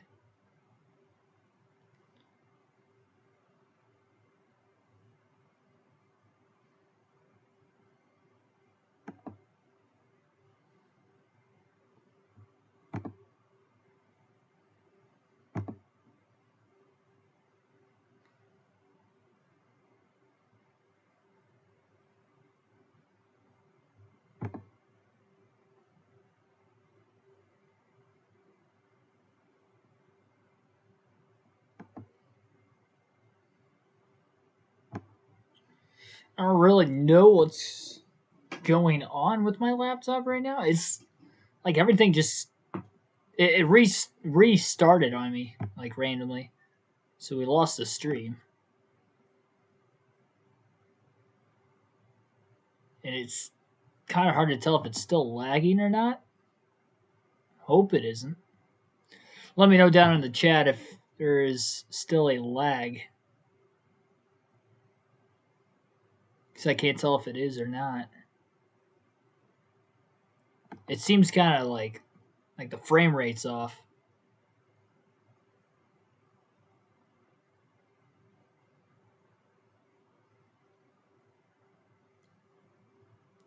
I don't know what happened. My laptop decided to restart. I don't know if it was overheating or what the issue was.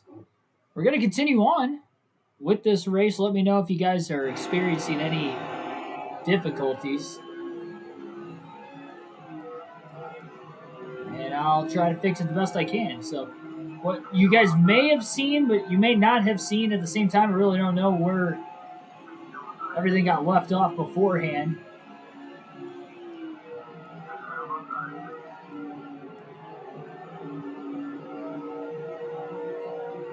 But Schneider ended up short pitting his third pit stop of the race. He just came out of the pits. We currently have 199 laps to go at Darlington for the Southern 500.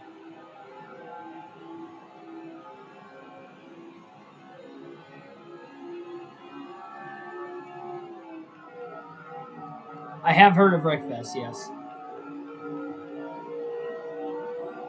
Oh boy, big loose moment there, undercutting turns 3 and 4.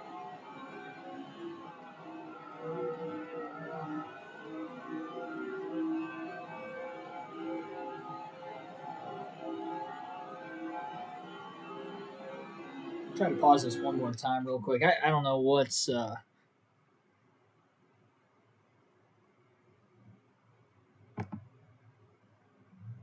just seems like there's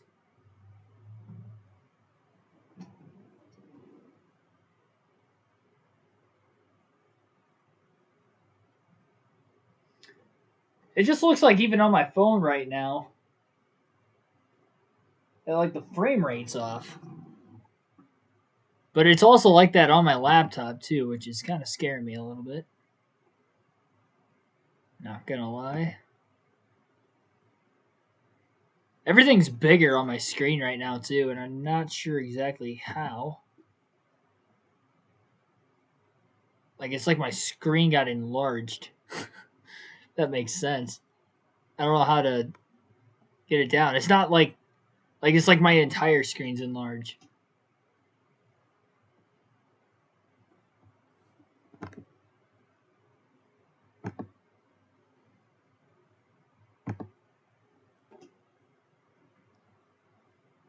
Under 50%. I don't know why it went to that. There we go. I got it back. That should help a little bit.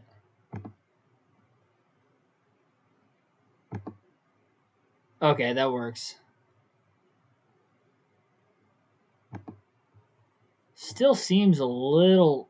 It's like even my mouse seems like it's lagging. I don't know what's going on.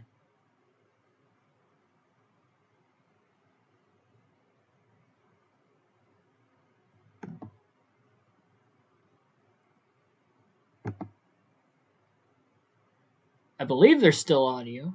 Let me know if there's any audio down below. We're experiencing some technical difficulties tonight, fortunately. I have not played Wreckfest now. I've never had it. I've just seen a little bit of gameplay from it.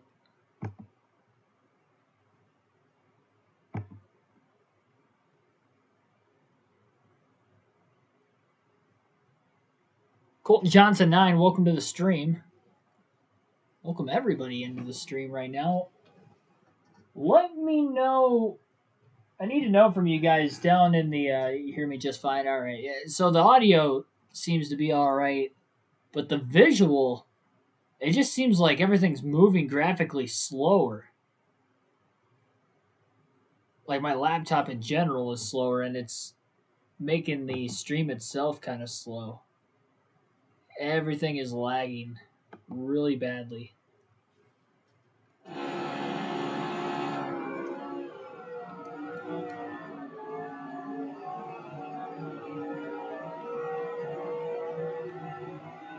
Trying to continue on so we can get to the end of this race.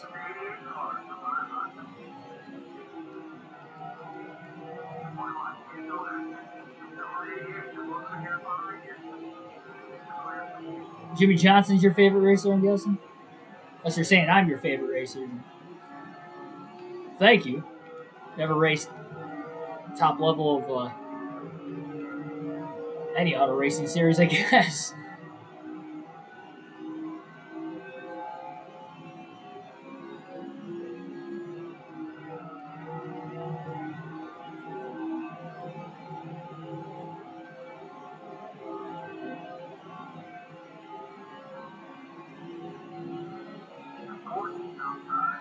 Yeah, but let me know down in the chat if it seems like the frame rate's off at all.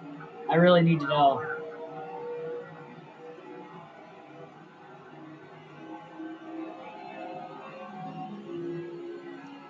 Because on my laptop, it looks like the entire stream is just kind of laggy.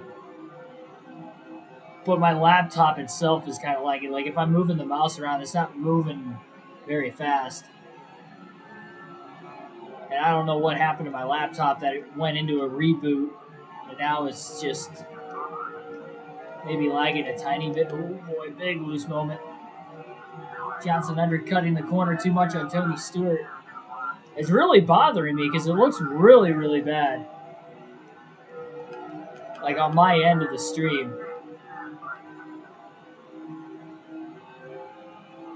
Johnson keeps undercutting these corners too much. Probably because I'm not focusing on the actual racetrack.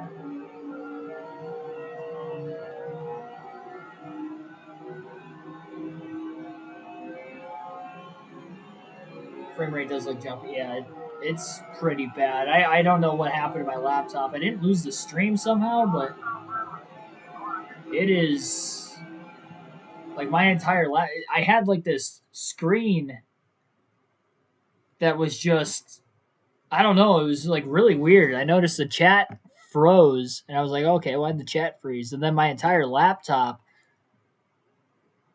had like a bunch of colors. And I don't think that's right. So I restarted it. And now everything's laggy.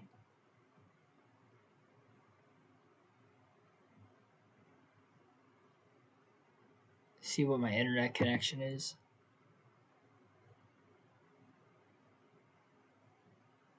Spectrum is connected.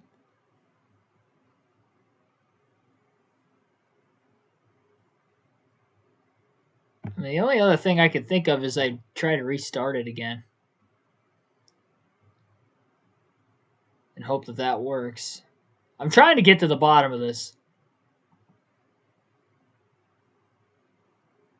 Because the connection from OBS is fine.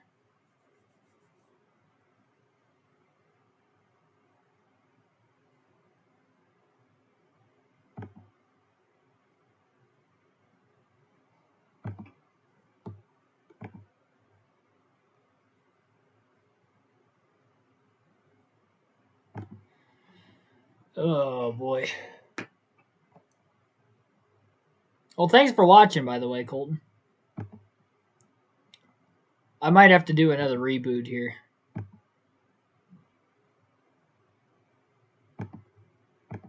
I can't figure this out without... This is the entire laptop. It's not like it's just the stream. I mean, the stream's lagging because the laptop is lagging. That's the scary part. Okay, wait, hang on. Now it seems like it's working fine. I believe.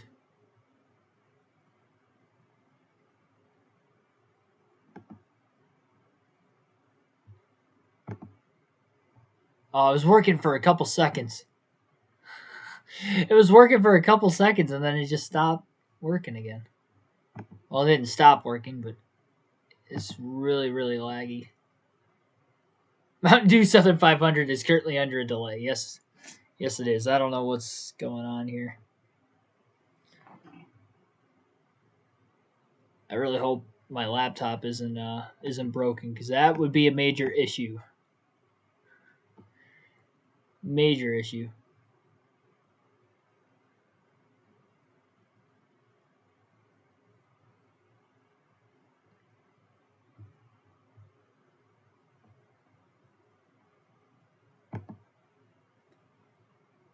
It's just weird that my display settings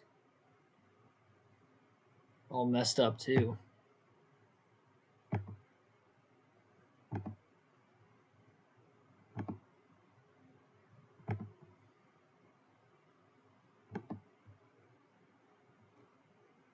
Feels like the screen's brighter. Gonna burn out my retinas.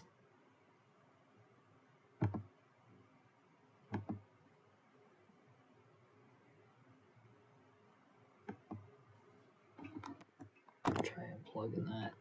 I don't know if maybe it's overheating. It might be overheating. I don't know. I've never had an issue like this before. I'm not a tech guy, so you trying to figure out any issues I ever have becomes difficult sometimes.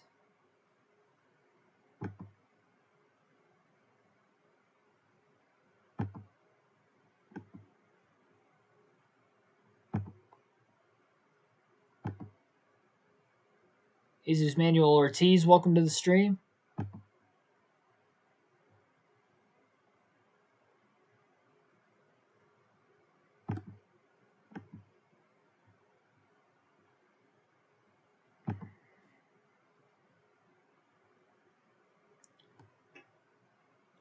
Your internet will cut out the worst times.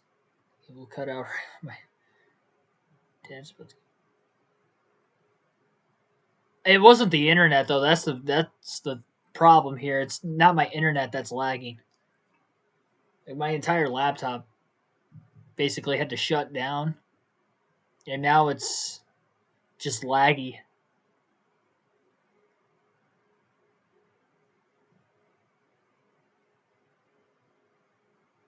Yeah, it works with software. Maybe he can help. Wish I would have taken a picture of what the screen looked like. It's just like a faded color. I had to close the screen to get the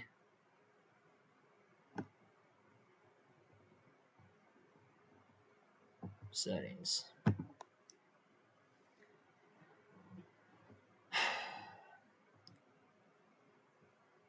Let's see, system.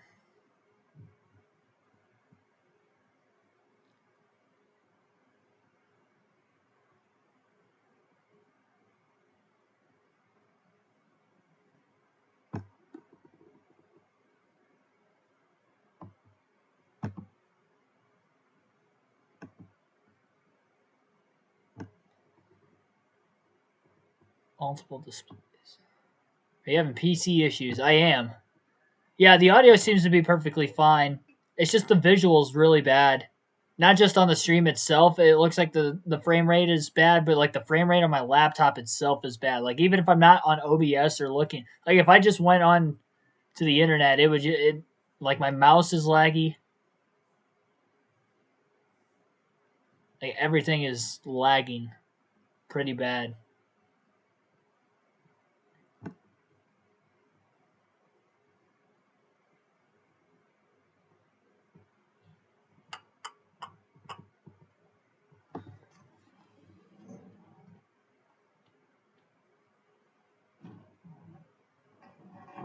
Because even if you look at the, like on my TV, it looks like the Southern 500 logo is just fine. You know, it's colorful, it looks fine. But if you look on the stream,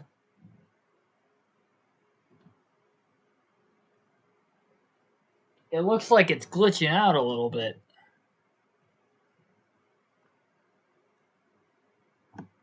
The frame rate is just really, really bad. I might have to reboot this again.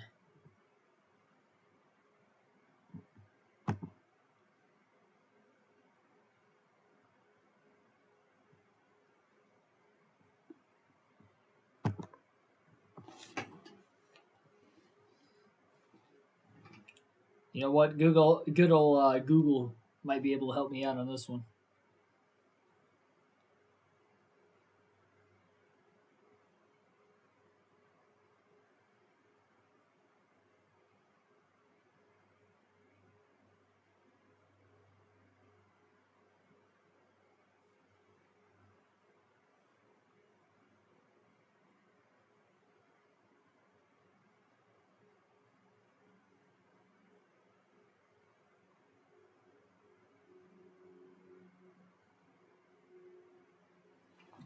Check the status of the laptop's memory usage.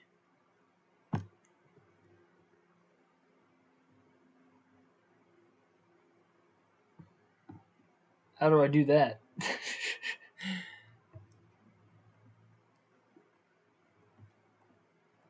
So it's something to do with the memory usage. Supposedly.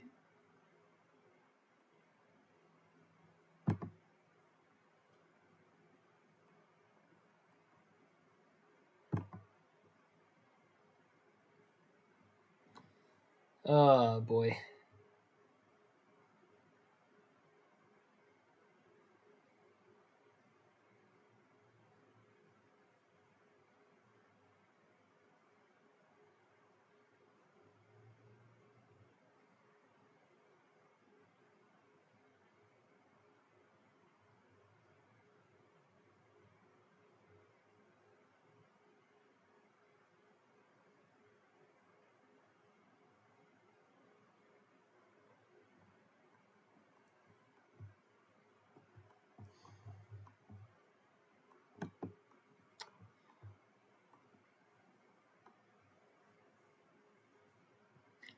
It seems like it's fine on my home screen.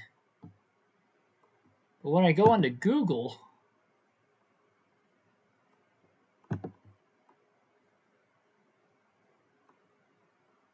see, now it doesn't seem like it's lagging anymore.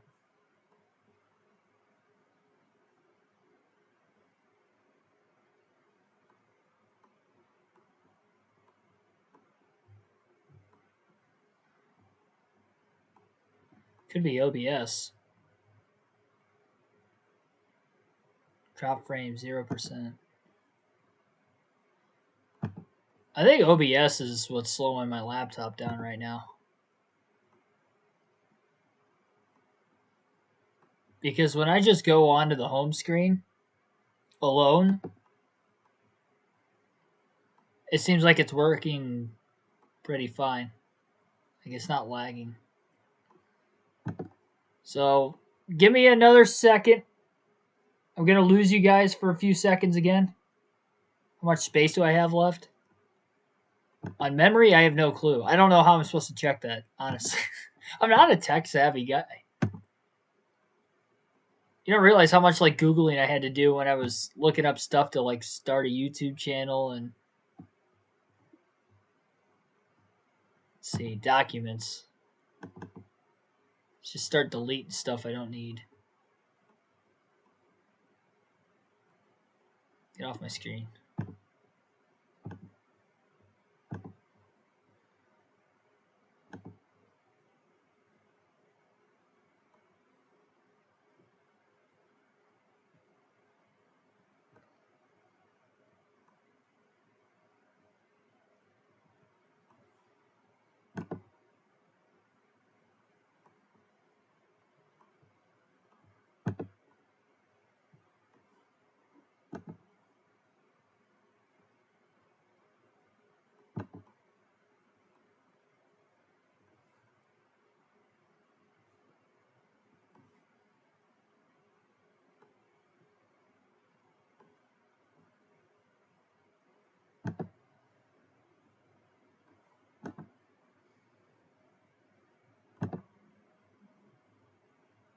Now I'm getting a phone call. I'm gonna ignore them. I'm live right now.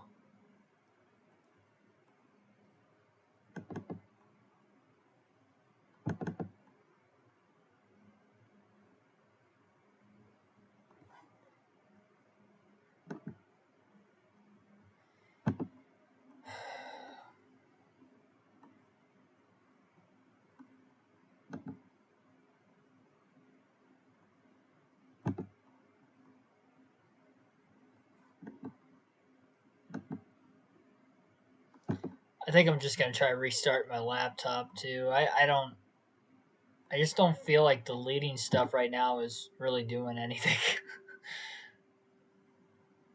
I'm not noticing it getting any faster.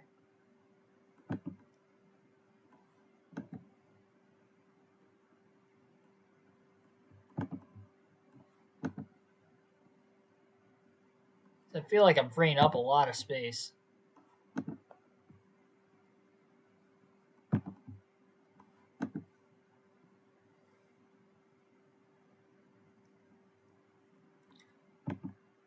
Ray Howard, welcome to the stream. I did see the end of the F1 race. I only saw about the last 30 laps.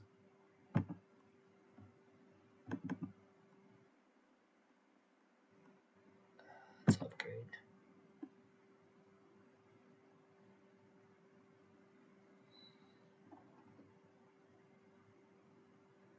Again, I apologize, everybody.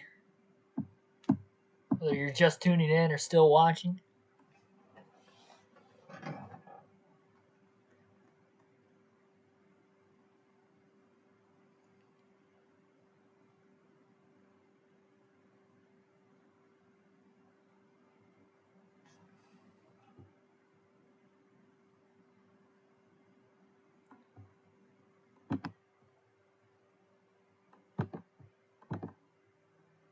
I am going to... The stream's going to pause here. Why am I a Packers fan? Long story. Something just happened.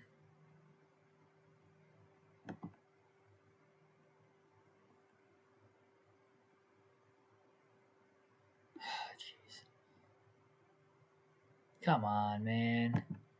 It's lagging even worse now. Obi, my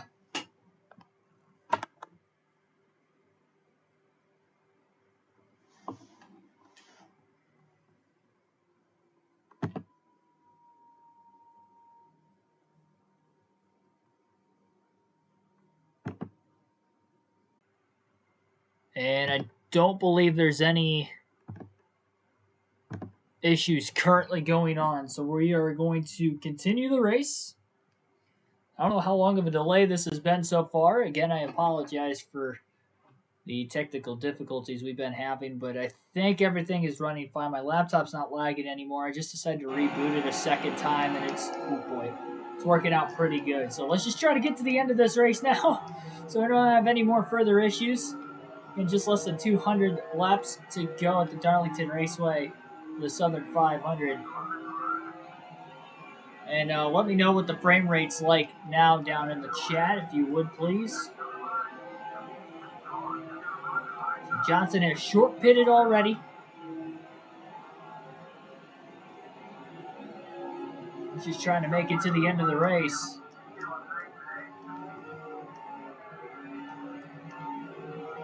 Frame rate seems a lot better on my laptop, though. 3 wide off the exit of the corner with Tony Stewart and Elliott Sadler. Jimmy Johnson trying to make his way through. Slides up in front of Stewart. Sadler clears them both. Now Stewart clears the 38 as well.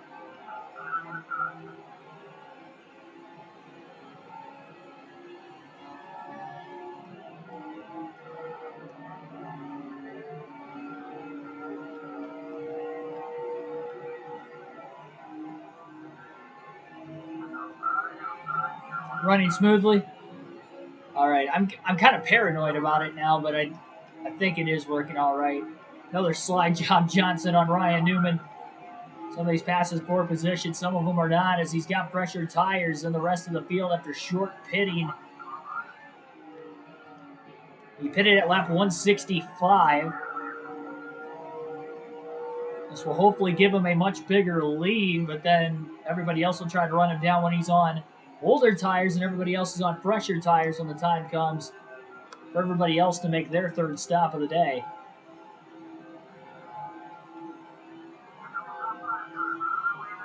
And here they come, it seems like, into the pits this time. Dale Jr. stays out. First takers onto pit road. Johnson to the inside of Casey Mears off the exit of turn 4. He's definitely going to want to be careful passing cars on the bottom in 3 and 4 so he doesn't get ran into like he did for Dale Jr. on multiple occasions.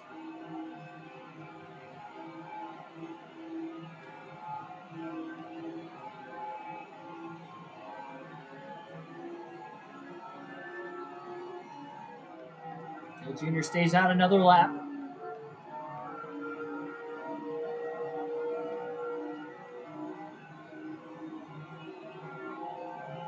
So at least 15 laps is the difference between Dale Jr. and Jimmy Johnson.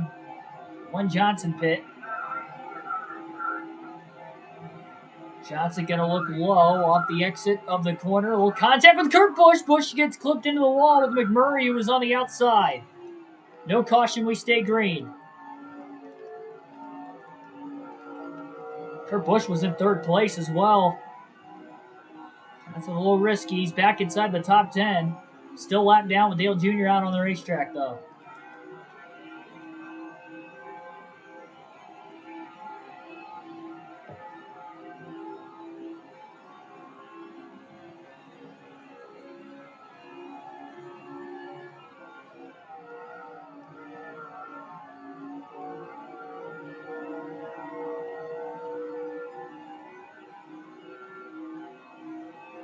And the longer Junior stays out, the better for Jimmy Johnson.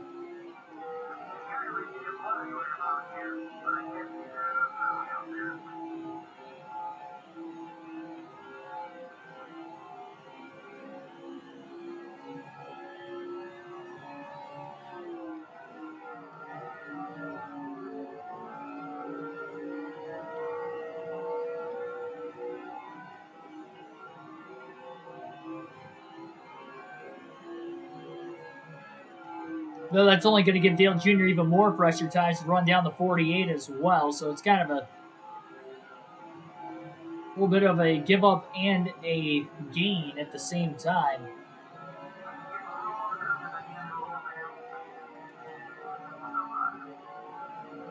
Johnson passes Jimmy Lane. I think Jeff Gordon might have already pit. Junior's trying to lead as many laps as he can right now, I'm sure, is probably the main reason why he's staying out of that, hoping for a caution.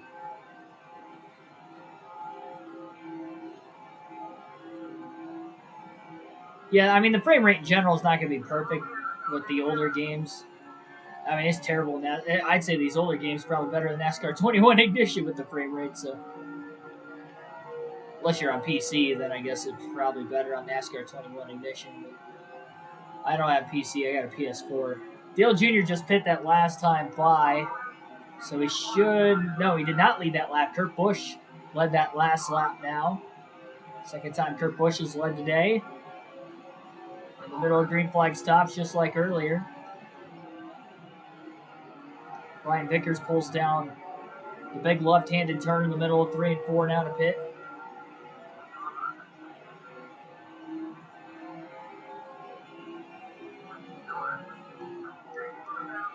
Johnson back inside the top 5.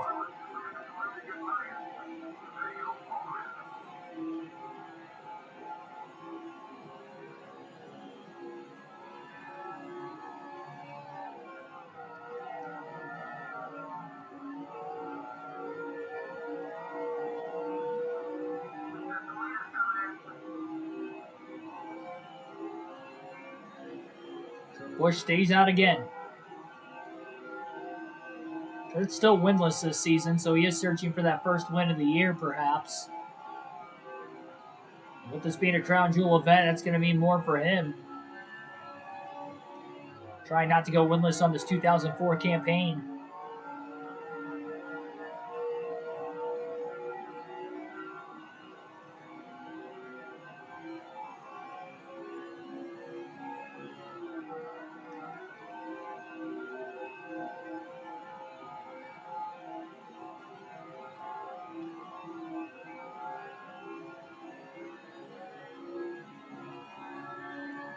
Busch just pit that last time by. Won her second place pit along with Kurt Busch. Busch led that last lap in the pits as well. Johnson will now be the new leader. Next time by at the start-finish line will be the official lead change at lap 190. So Jimmy Johnson is going to be back out in front in his quest for his first career championship. And trying to get a Southern 500 victory on top of it here today. He's got an 8.7 second lead after short pitting almost 20 laps before Dale Jr., who was in second at the time of him pitting, and then took the race lead for those 20 laps. And now we get to see those guys try to run Johnson down on 20-lap pressure tires of their own.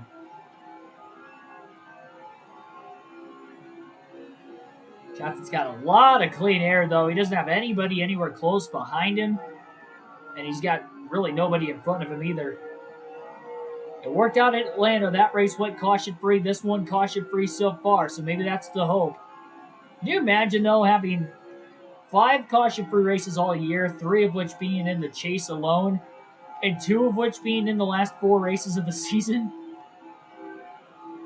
Phoenix was wildly crazy with the way the cautions played. So was Martinsville, Talladega, really every race except for New Hampshire and Atlanta, which went caution-free. Dover ended under a yellow. It's definitely been all over the place with how the cautions have waved all playoff / chase long.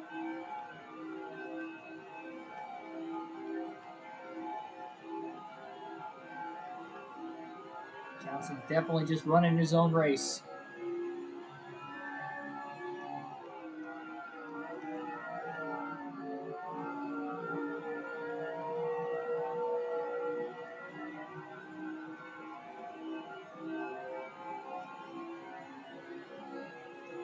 He's only lost about 1/10 of a second over the last 4 laps. So even though he's slower, he's got a very good pace right now. That he'll probably only lose a handful of seconds and still have a decent-sized lead before he makes his 4th pit stop of the race. If we stay green long enough, of course. So that's the hope and that's the plan. We're going to alternate through the different camera angles for the first time in the race today over the next 8 laps.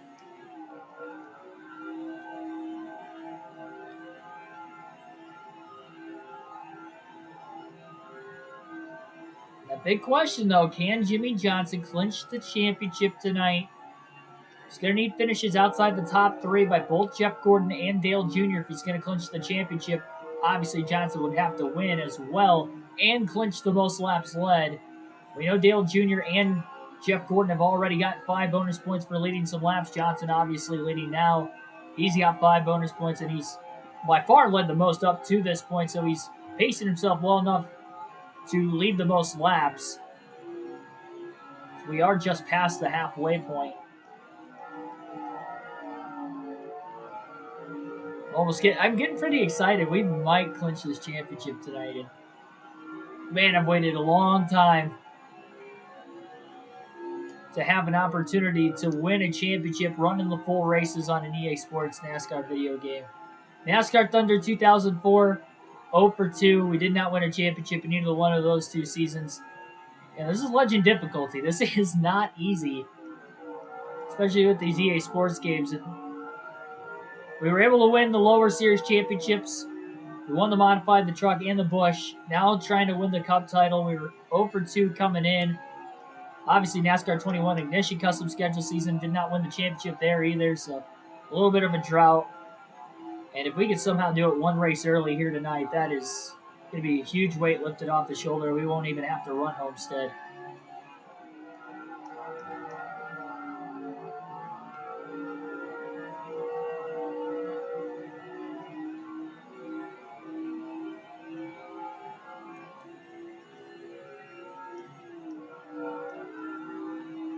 Comment in the chat down below, how many cautions do you think we're going to get tonight? Out of curiosity. Or, better yet, what lap do you think we'll see the first caution if we see any? I want to see some guesses.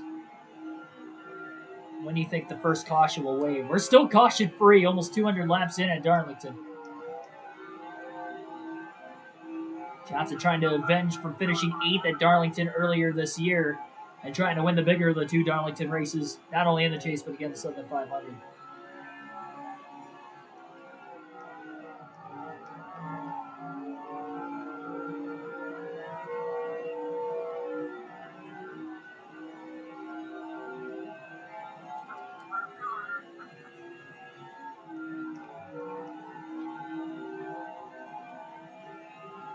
Billy says 2 cautions. Yeah, we both got the Phoenix race right.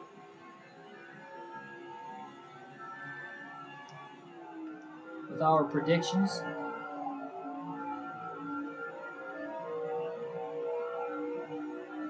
I don't think any of us saw it ending in a green-white checker, but it did.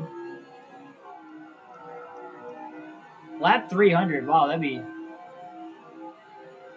Another 100 laps for now. That'd be right. That would put us right on the edge of fuel too. So I kind of hope that's not going to be accurate. Last thing we need is a fuel mileage race when we're trying to clinch a championship. Even if we can't clinch it tonight, if we can have a really solid big points lead going into Homestead tomorrow, that would obviously be the next ideal situation. Just can't lose a lot of points tonight, even if we did lose some points. Top 5 finish, that's going to be super solid, and that'll put less pressure on us at Homestead, where if we got caught a lap down because of pit caution in the middle of green flag stops like we've had in a fair amount of races this year, that we can maybe survive in the top 20 and still win the championship. That's the kind of the position I'd want to be in going into Homestead, at least, if we can't clinch it tonight. Top 20, top 30 finish. As long as we just get to the end of that race tomorrow, we'll have a pretty easy shot of winning the championship. We had that right front fender in the red at one point earlier in the race today. Haven't really had much damage on it since. That was right before the second pit stop at about lap 133 when that stop was made for Jimmy Johnson. Just lapped Robbie Gordon off the exit of turn 4. It's only gone down to about 8.1 seconds. The right front's starting to wear out a little bit more.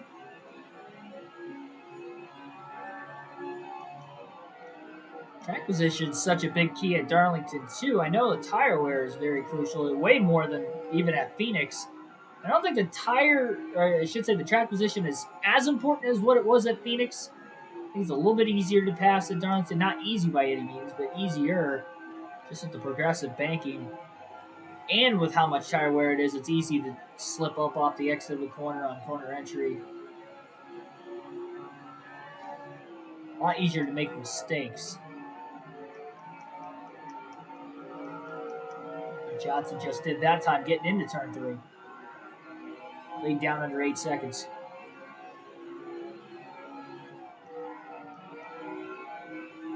So earlier today, I was making up the custom schedules for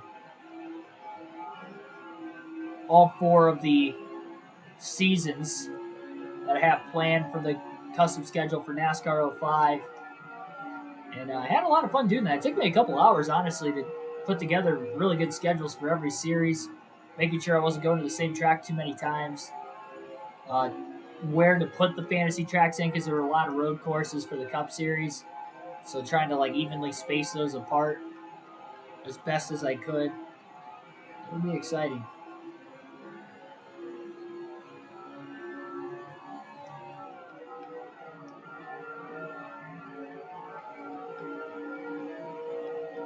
I definitely plan on doing the modified series during the off season, ideally. I'd like to hold off on the Cup Series so I could do 1 race a week during the actual Cup Series season. NASCAR 21 Ignition was just a working game day in and day out.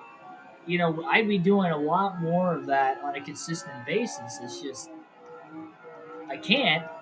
And I'm perfectly fine with premiering a lot of the career modes. And I haven't premiered the last 2, but that's because I DNF'd and they were only 50 laps. So I didn't want to premiere them. But the reason, because the DNF likelihood is so high, we DNF 4 of the first 12 races. Custom schedule season, I think I DNF'd in 12 or 13 races, and we still didn't even run the last 4. You DNF so much, and I just, as much as you guys like the trivia, and I love, the trivia, I don't like doing that 2-3 times a week because I DNF in a race. I like to actually get the full races in, because the main part of the channel is to get good, great racing in, live commentary.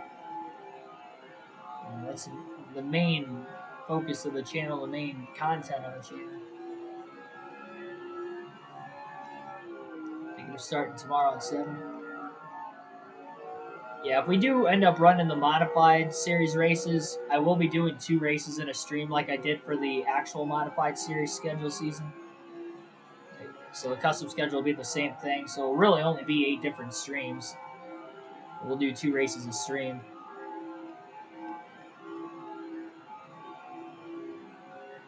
Season-long championships for all 4 series, though, next season. See, that's one thing, too. It's okay, we're going to conquer NEA Sports Championship with the Cup Series, hopefully, on this season. Jimmy Johnson's well on his way to doing it.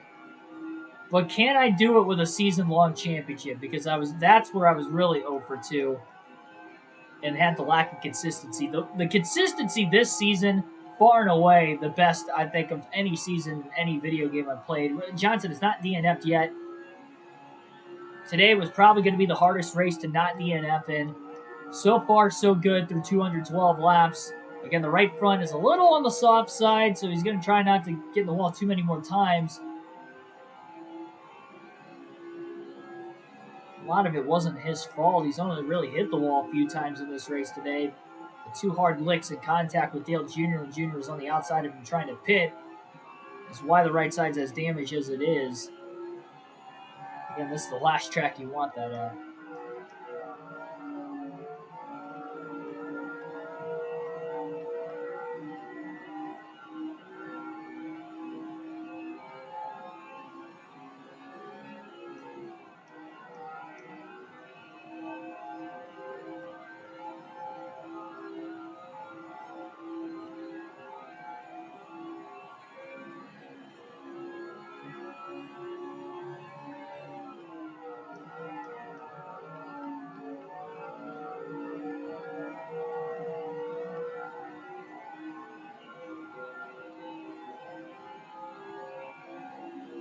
Scoring cautions, restarts. Yeah, I mean, that's really the big thing.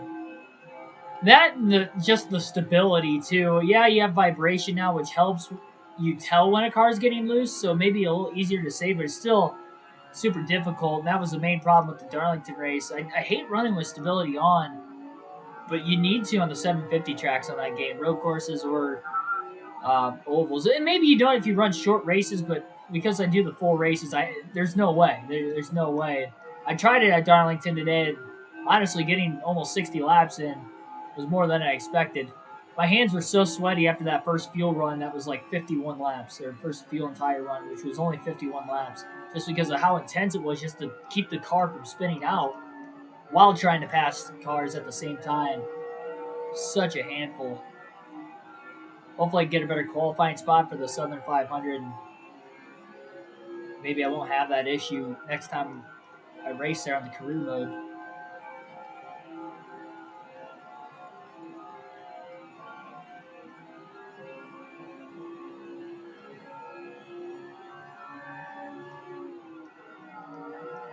Leads down to about 6.7 seconds. Again, it was 8.6.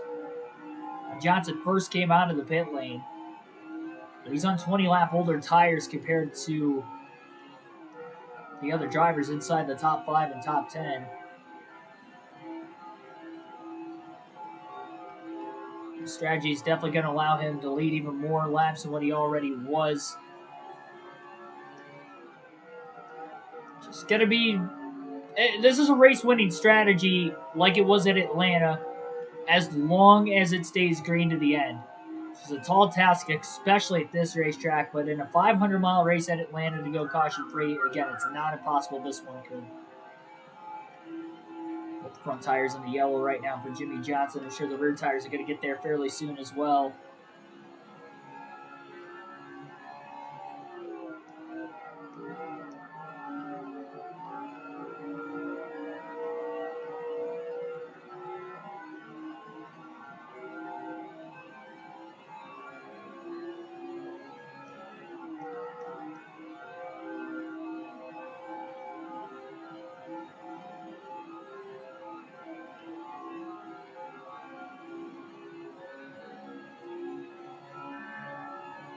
Down to 6.5 seconds even.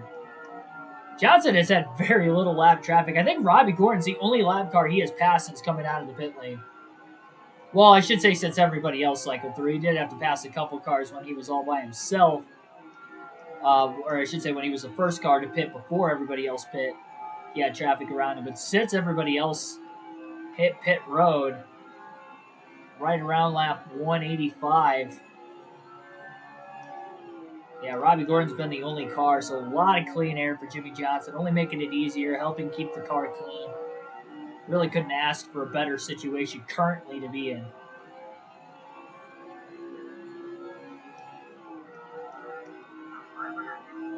We're getting into the yellow.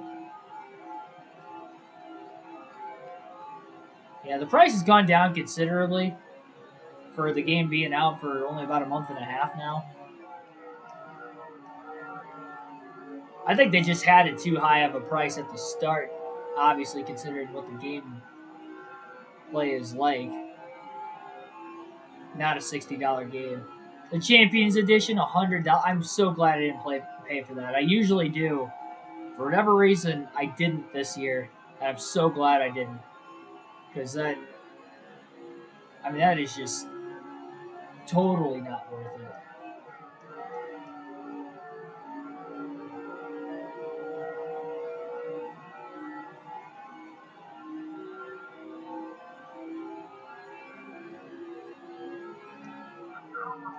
Eighth of a tank left for Johnson on fuel. Got a little loose down into one that time.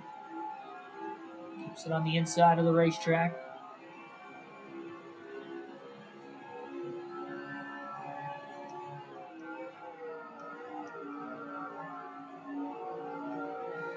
I know for the custom schedule season, I plan on keeping track of more stats. It's not like NASCAR Thunder 2004 where it keeps track of stats throughout the season for everybody. The only stats we have outside of the actual point standings themselves are polls, which Johnson has the most polls coming into this race with 8. Dale Jr. after qualifying on the pole for the 5th time in the last 6 races now, and it's 7 straight races that he's qualified on the front row. But he has the 2nd most poles now this year. That would have been his 7th today. So he's actually got a chance to tie Johnson at Homestead if he can qualify on the pole again for the most poles this season.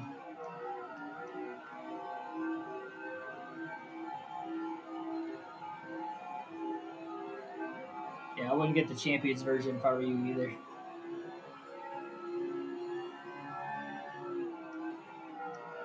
It's a smart decision.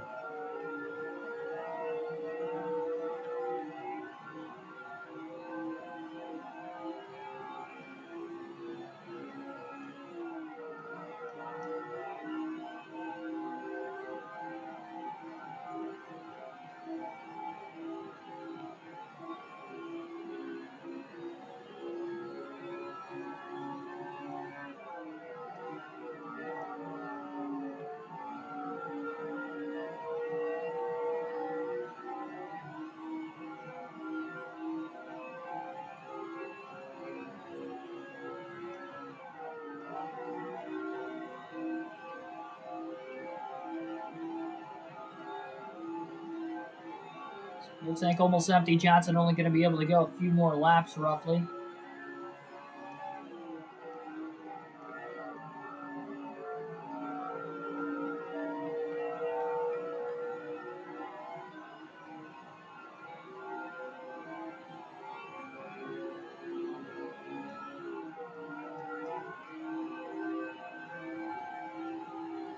Lead down to 5.5 seconds.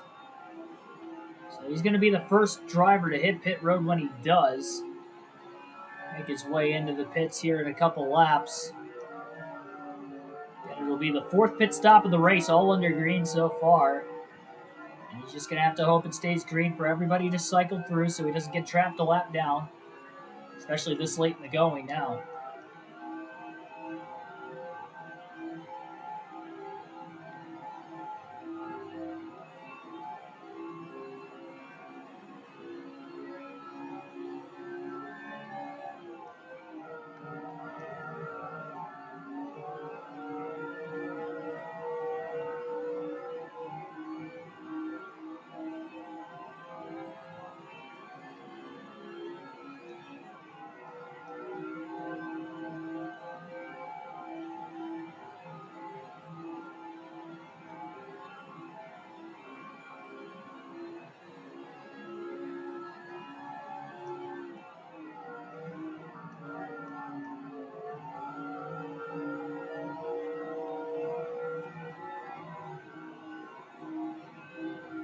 Lap 232, Johnson really trying to push it. So he can hopefully make it on just 2 more pit stops the rest of this race. And he's out of gas off the exit of turn 2, so he definitely pushed it. Ran it dry, and now he's going to have to coast it into the pits. He's going to have to slow the car down quite a bit to get it turned still. And now he'll make his way to the pit. So that's going to cost him quite a bit of time. It'll be 4 tires and fuel for Jimmy Johnson. It's a good thing he's short pitting at least. Dale Jr. will take over the race lead once again today at Darlington. The second time Johnson's ran it dry. Both times are right off the exit of turn 2. Luckily, it's a shorter track here at Darlington, but about 1.1 miles in length. And hopefully they don't have a mistake on this stop. They can make it 4 for 4 today on clean pit stops.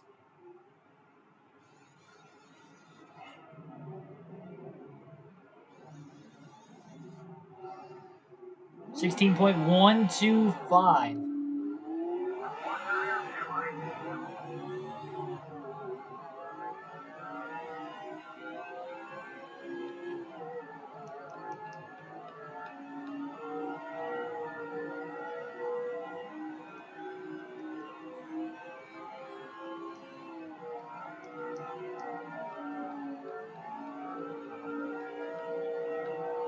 That's a bottoming out there. I think the lower air pressures maybe just coming out of the pits.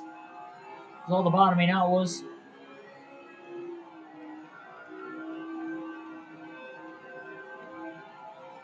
He is running a bit lower air pressure compared to what he ran here earlier in the season.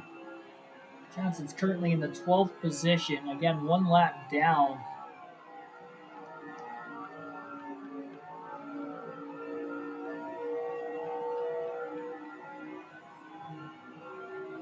So not too many cars on the lead lap. Just going green up to this point.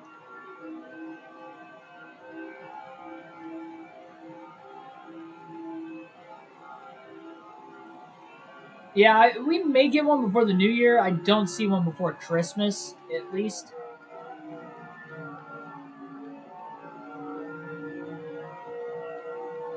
Don't really release much information on it, though, so just have to literally wait till the day of it coming out to actually know when it comes out. Not even the day. It's like when it comes out, it comes out.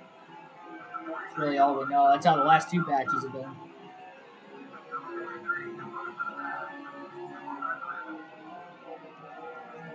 Johnson gets by both Jeff Green, Ward Burton.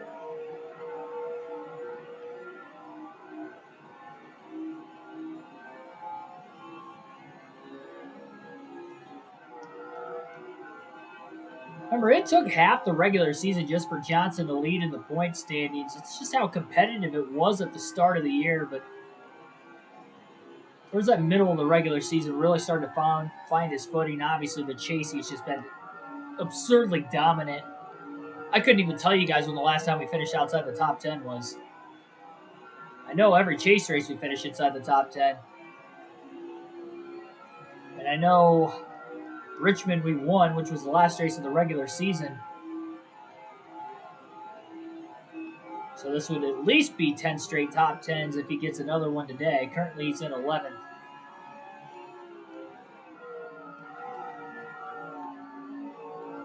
And we got green flag pit stops going on some more. Johnson will slowly start to get some of these positions back on the racetrack. I don't know if he's going to be able to make up as much ground as he did before.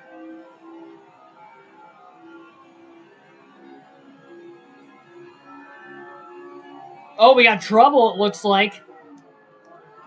Some smoke in turns 3 and 4, but we do stay green. That would have been bad. We ended up getting a caution there. That would have trapped Jimmy Johnson a lap down.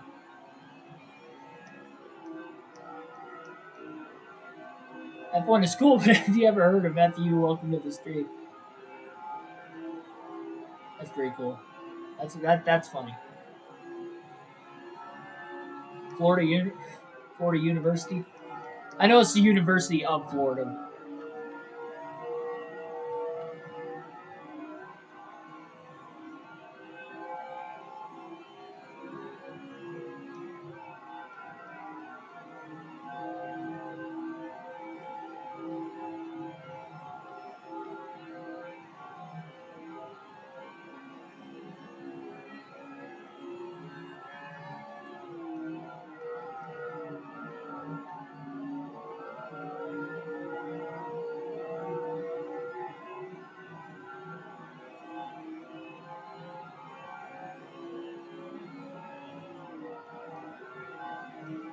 Jr. still out on the racetrack. Johnson working his way underneath of Brendan Gaughan. I think Jeff Gordon still has to pit as well. Johnson stuck behind Gordon. Robbie Gordon, that is. Now he'll close in on Jeff Gordon in the 24. Turns 1 and 2. Johnson with a little bit fresher tires. Keeps Kane coming out of the pits. They'll clear Gordon off turn 2. Kane will try to merge his way back up into traffic. Jeff Gordon will pit this time. Dale Jr. stays out another lap, so Gordon pitting before Jr. He's going to try to close the gap on the 8 car at least. So Jr. was one of the last cars to pit last time around. Kurt Busch was the very last car to pit during the last set of green flag stops.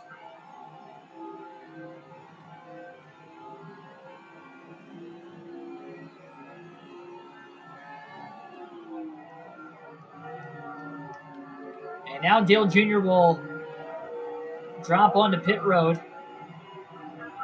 Ooh, almost some contact between Scott Riggs and Bobby Boone off the exit of turn 4.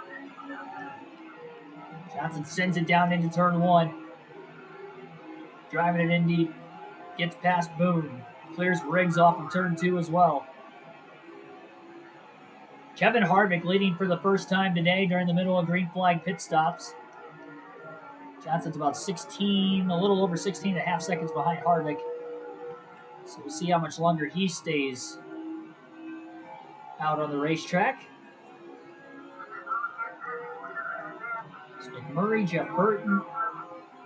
Tony Stewart now going to take the race lead. So Kevin Harvick pits. Tony Stewart stays out, and Stewart will lead his first lap of the day.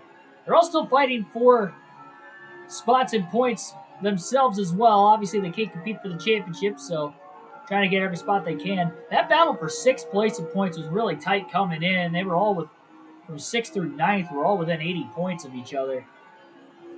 Kevin Harvick and Tony Stewart, both who won the last 2 laps down the middle of green flag stops, were in that battle. Stewart going to lead another one.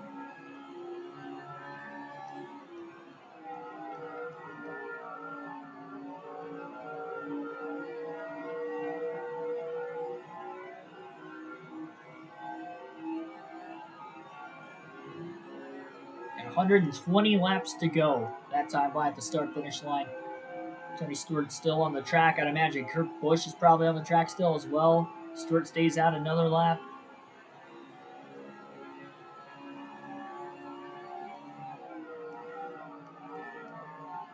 It'd be pretty wild though if Jimmy Johnson has more than an 8.8 second lead, considering that's what it was when he came out of the pits the last time and everything cycled through.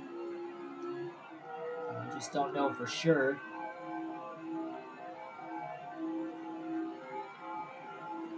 Tony Stewart stays out of the pits again.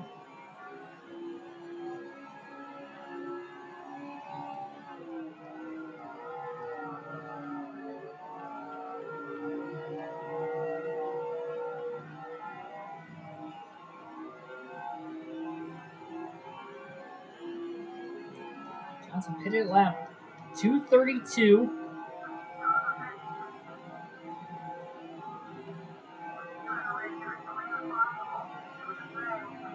Sterling Marlin coming out of the pits. Johnson just gets by him before entering into turn 3. Almost had a Ganassi sandwich because Casey Mears was on the outside. Tony Stewart finally in the pit lane. Johnson clears his teammate Vickers off the exit of turn 4. So Stewart led that last lap in the pits as well. There'll be a new lead change at the start-finish line this time by lap 252. Jimmy Johnson back in the lead again.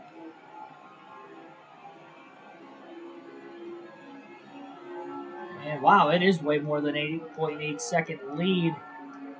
It's like it's about a 13.9 second lead for Jimmy Johnson, his largest of the day. After cycling through our 4th set of green flag pit stops, still caution free today in the Southern 500 presented by Mountain Dew. DB Forever 85, welcome to the stream. Jimmy Johnson trying to clinch his first career Nextel Cup Series championship, which would eventually give him 8 total. Would eventually break an all-time record. Oh, Kurt Busch hard in the wall. That stacked up a lot of cars behind him. We stay green. No caution. Oh my goodness, that was a very vicious hit into the wall off of turn 4 for Kurt Busch. Tony Stewart got into the back of him as well.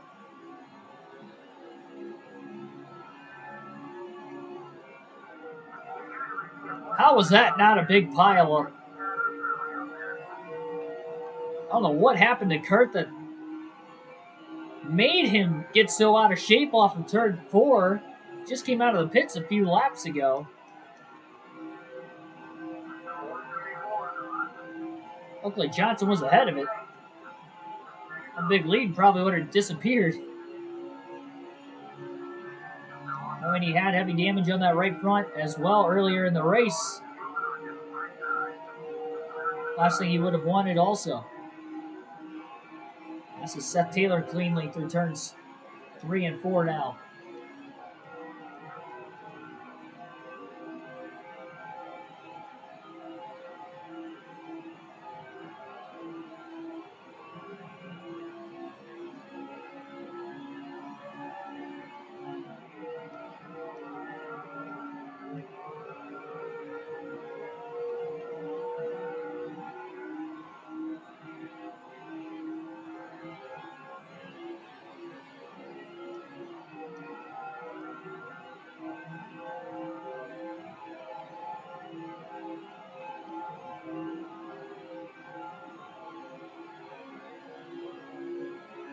This could potentially be a fuel mileage race even without another caution or without a caution in general.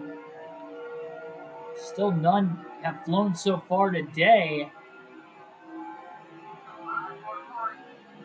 Jimmie Johnson just clinched the most laps led that last time at the line, so it's a 10 bonus point performance again, and now the 6th straight race that Jimmie Johnson has led the most laps in.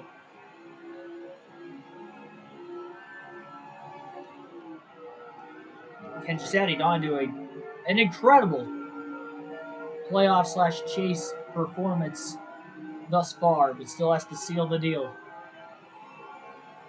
You can add a crown jewel win in the Southern 500 to it. That's only going to add to the incredible chase he's had so far. Trying to make it 6 wins in 9 races in this stretch. And it'll be 7 wins in the last 10 races if he can win this one. We'll give him 17 total on the season.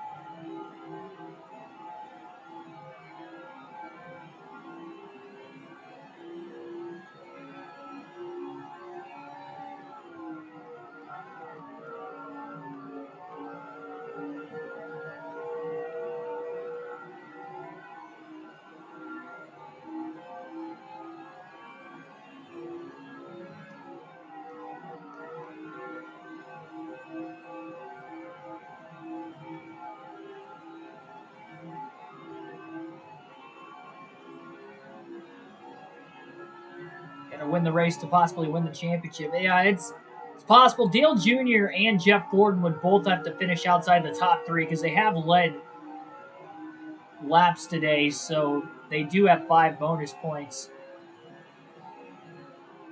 I believe Jeff Gordon would have to finish fourth or worse, and then Dale Jr. would probably have to finish 5th or worse in order for Johnson to win the title. And again, they've been these 3 have been in the top 3 all day, so it's going to be tough for anyone to really catch them. But what I was going to state before we clinched the most laps led is the potential fuel mileage race. I'm thinking Johnson is going to be a couple laps short of being able to make it on one more pit stop. He's only been able to go 66 laps on fuel. Pitted at lap 232, came out of the pits at 233. So even if he went 233 to 299, which would be 66 laps, I don't think he can go another lap beyond that. And he would probably be about 2 to 3 laps short on fuel to the end of the race, even if he tried to run it dry again. doesn't seem to really be hurting him too much. He'd still end up, let's say he ran it dry. At the end of the race, ran it dry before the next pit stop, he'd still be about a lap short, give or take. And I know it's a short track in the sense that it's only a mile and a third. It's still an intermediate, but I'm thinking he is just shy of being able to make it to the end, which is unfortunate because he's got a 14.1 second lead. He has clinched the most laps led. We haven't even gotten to 100 to go yet. He's just dominated this race. He's not getting as good of fuel mileage.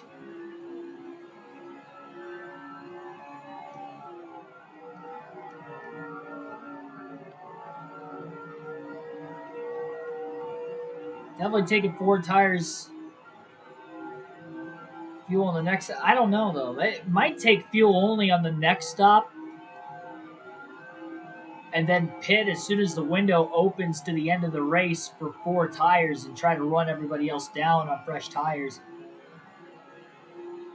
Is likely gonna have to be the game plan. And Johnson's gonna want a shot to the end because if he took 4 tires the first time, yes, he would be able to grow that lead out a little more, but I don't think he's going to grow it out enough by the time everybody else pits that he can pit fuel only and still come out with the lead. And he would not be able to run him down on old tires, so he'd have to have fresh tires to the end.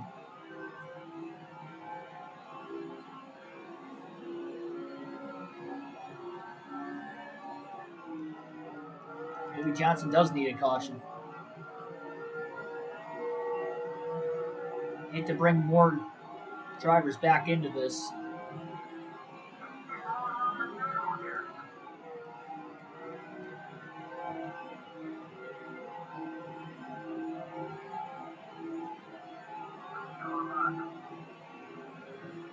Kind of crazy how this all works itself out.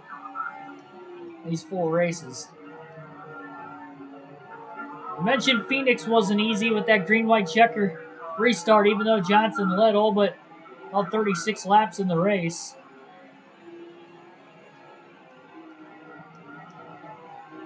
Martinsville, he led just over 200, leading the most, but that race wasn't easy. He had an early accident, had to come from behind.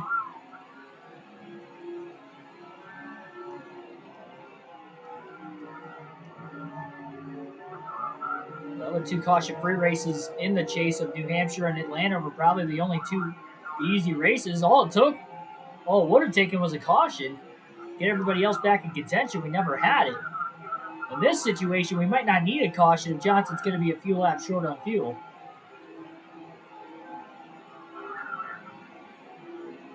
He is growing this lead even on a little bit older tires. He's got great pace. He's getting through lap traffic very well.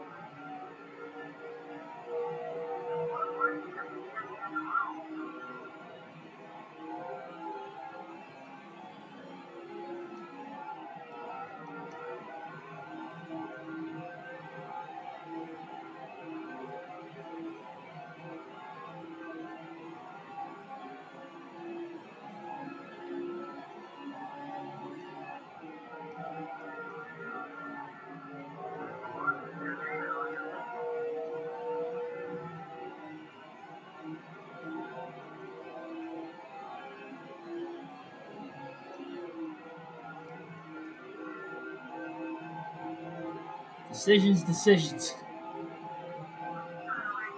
Patrick Shadley, welcome to the stream. Sorry I'm super late. Well, I will say that we had some technical difficulties for about a half hour in the middle of the stream where my laptop itself was lagging, let alone the stream was lagging too, so I had to reboot it twice, and everything's been working perfectly fine for a little over 100 laps now, so we should be alright to the end of this one. Johnson tries to clinch a championship. Potential fuel mileage race to the end if you are just tuning in.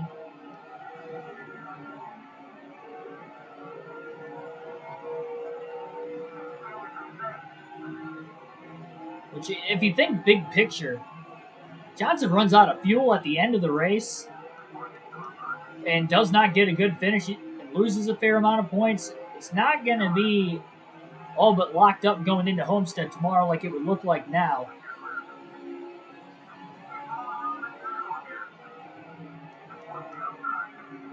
Rides it into turn 3, keeps it off Rusty Wallace, clears him off the exit of turn 4.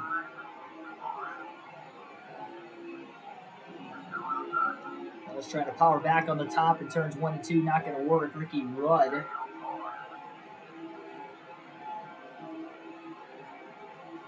And clear Rusty Wallace off turn 2 as well. Definitely tell Johnson's wiggling around a lot more as well.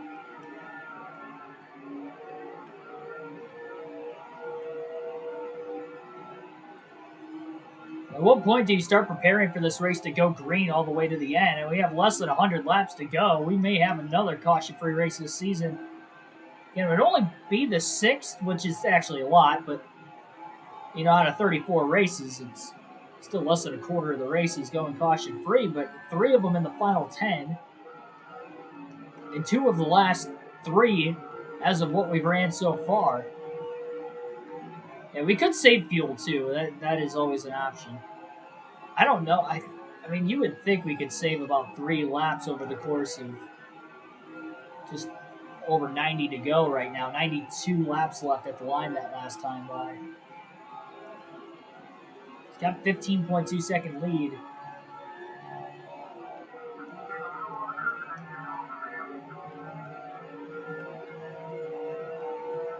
It's really hard to save fuel in this game, though. EA games are really difficult to save fuel.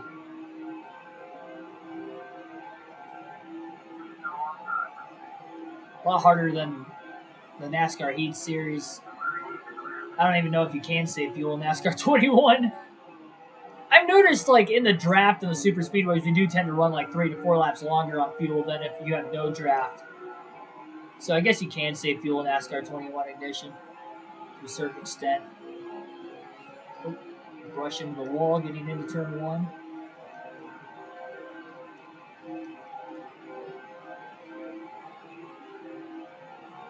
First time Johnson's gotten into the wall in a while. He's still only gotten into the wall in 3 and 4 one time all race long.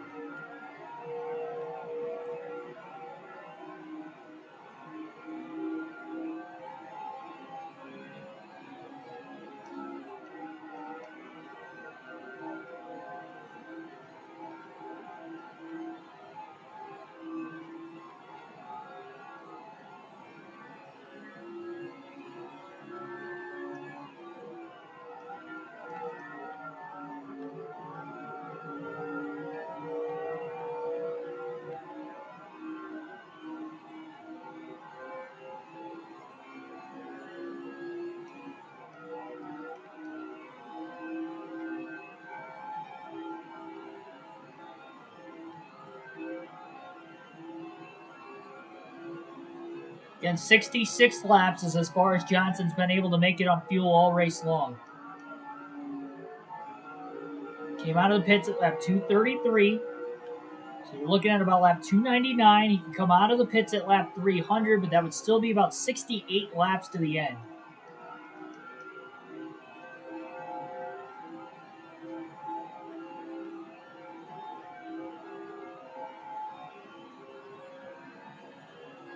Would have him about 2 laps shy if we stay green.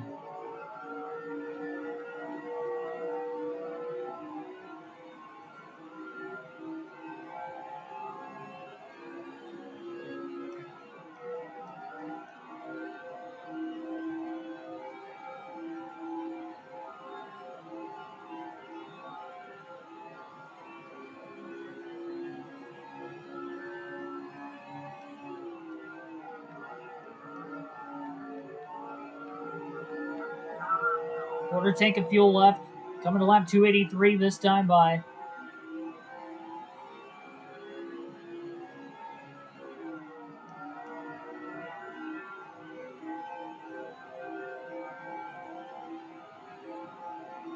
Even, I mean,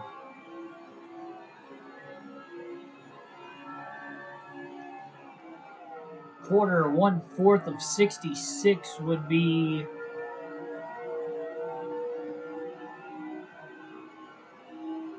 what, 14?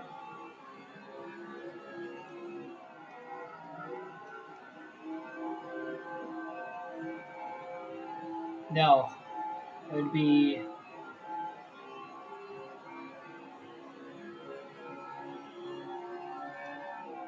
16 and a half. So 16 and a half laps from the exit of turn 4 at 282. Get exit of turn 4, probably exit of turn 2 again. So exit of turn 2, 283 to, yeah, I mean, 299.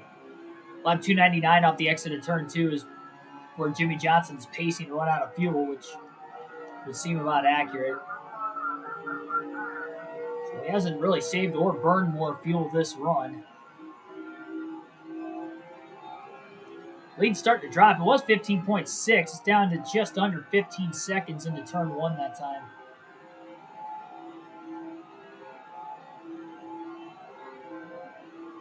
I wish you could shut the car off and shut it back on, like in real life, to try and save fuel. That would probably help save gas other than just rolling out of the throttle. I mean, rolling out of the throttle obviously saves gas, but not as much as completely shutting the engine off. If you shut the engine off, you're not burning any fuel.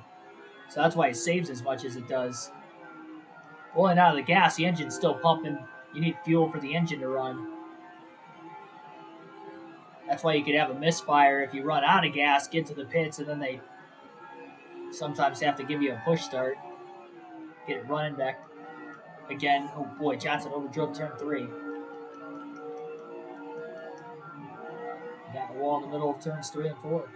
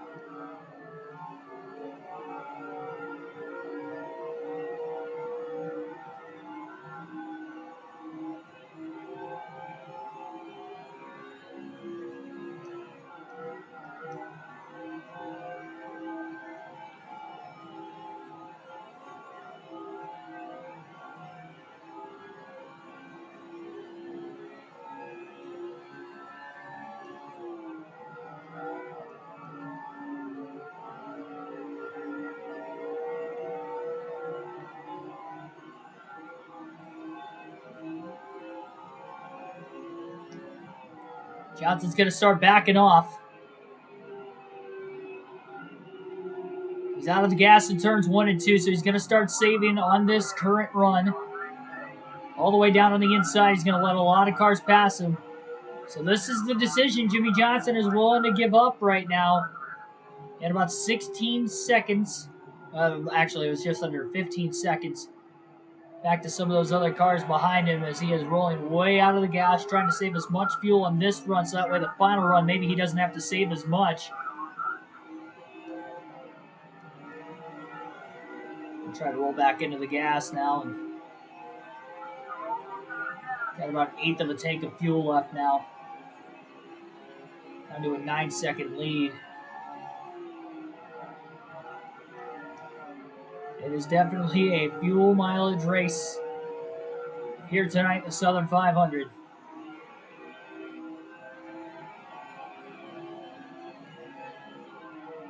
Out of the gas again. Well, let's let Taylor go behind him. Oh boy, got a little loose there.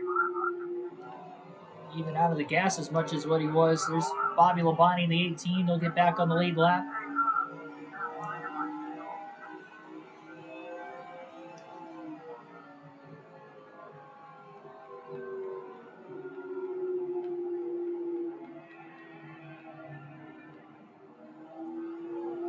Johnson picking the throttle back up again. Cars racing by 2 by 2 around him to the outside. How much fuel has Jimmy Johnson saved?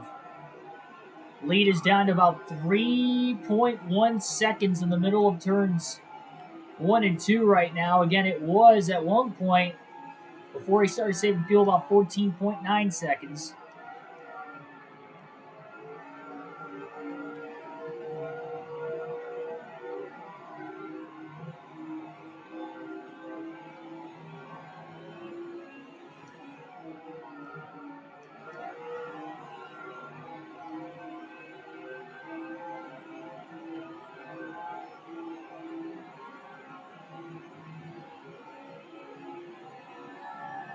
Got about 3 seconds back to the cars behind him. Really only saved for about 2 laps. So hoping that's enough to save at least a lap to a lap and a half this run, and then a lap to a lap and a half would be all he has to save on the next run. Ideally is what he's hoping for.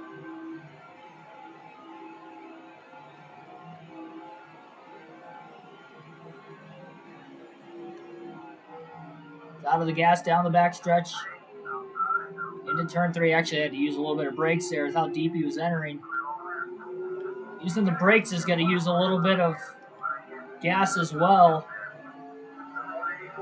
Lap 296 at the line. Johnson continues to lead, but I don't think he can save anymore. There's Dale Jr. and Jeff Gordon.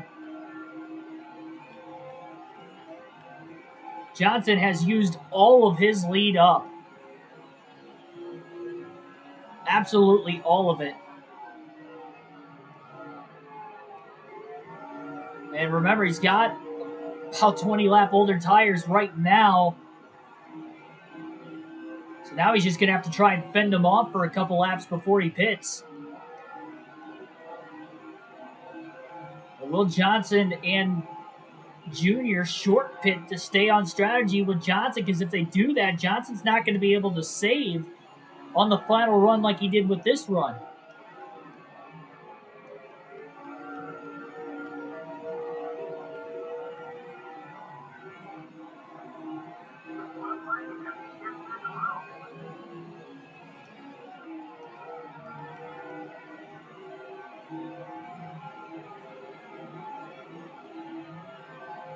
Earl Hall in the 184 car right in front of Jimmy Johnson. He's going to sit behind him into turn 3 just in case Hall goes to pit. Johnson's got to be careful, though. He might get picked behind Hall. That's what Dale Jr. is trying to do right now, is pick him. Up 299 at the line for Jimmy Johnson. He's hoping to make it to lap 300.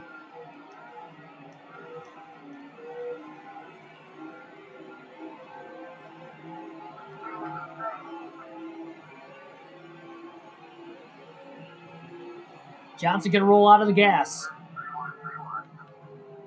Oh, my goodness. He's sliding up the track. Luckily, he was behind everybody. That didn't really save much fuel either. He did that earlier in the run. Not as big of a slide that time, so he gave up the lead. He made it to lap 300. He's out of the gas again. And as soon as he picks the throttle back up, he's out of gas in the middle of turns 1 and 2. Seth Taylor coming out of the pits behind him, trying to work his way back up onto the traffic. Johnson's losing a ton of time right now. Running out of gas in the middle of 1 and 2. He made it a lap further. 67 laps this time around. And he'll have to go 67 laps on the final run now. As he limps it into the pits, it'll be 4 tires and fuel for the 48. No adjustments will be made. He'll have a little bit of fresh tires to try and make up that 6+ second deficit now to Dale Jr. and Jeff Gordon.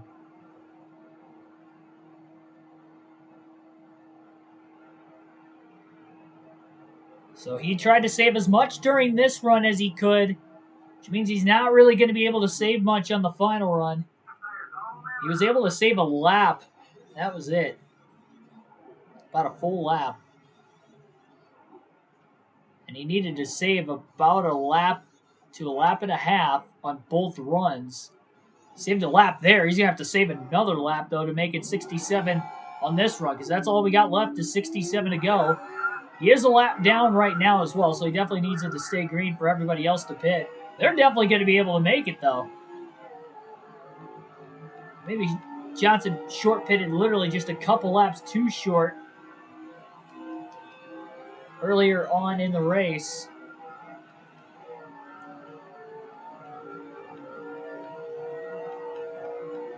So when things are developing for tonight's Southern 500, it is very, very much intriguing.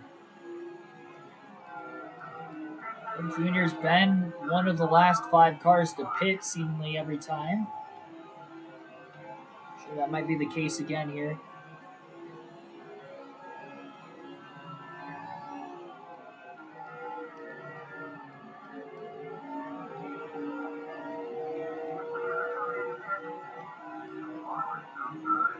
trying to squeeze Johnson off the exit of turn 4.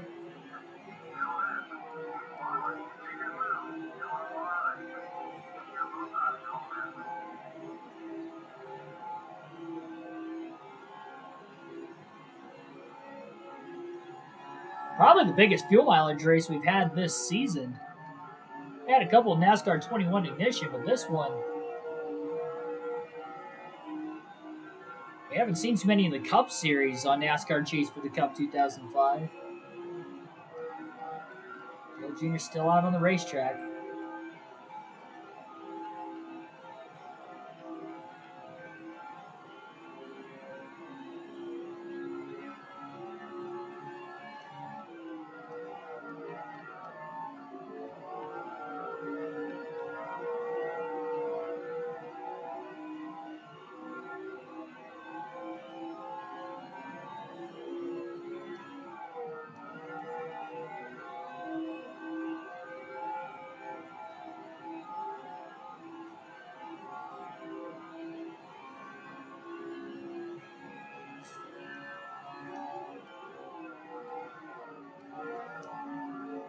I'm not gonna lie, I'm kind of nervous. I just don't know that Johnson's going to be able to make it. I can see us sputtering across the line, but now that we have literally no time to give up, we actually have to gain time on this run on top of it.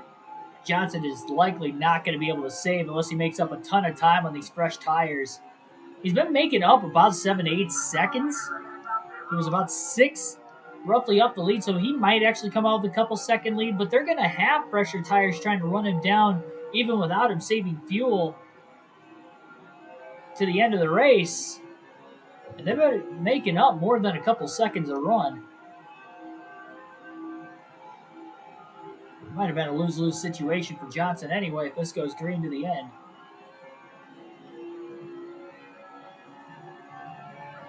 Any race this season, the Southern 500 at Darlington would have been probably the last I would have expected to go caution-free.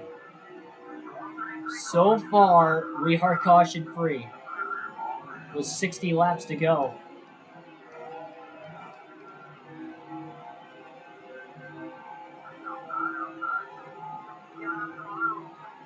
Well, down in the chat, you think Jimmy Johnson's going to make it on fuel to win the Southern 500, or you think he's not going to make it, or do you think he's going to make it, but he's not going to be able to cycle back to the lead? Perfectly possible as well. See if Dale Jr. pits this time around. He is. So Dale Jr. is pitting at lap 310.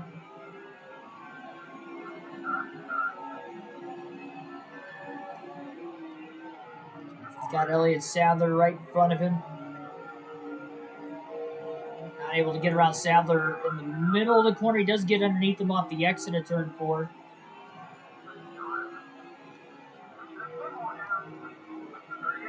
Johnson still lapped down. Kurt Busch is now the leader. Johnson did cycle out ahead of Dale Jr.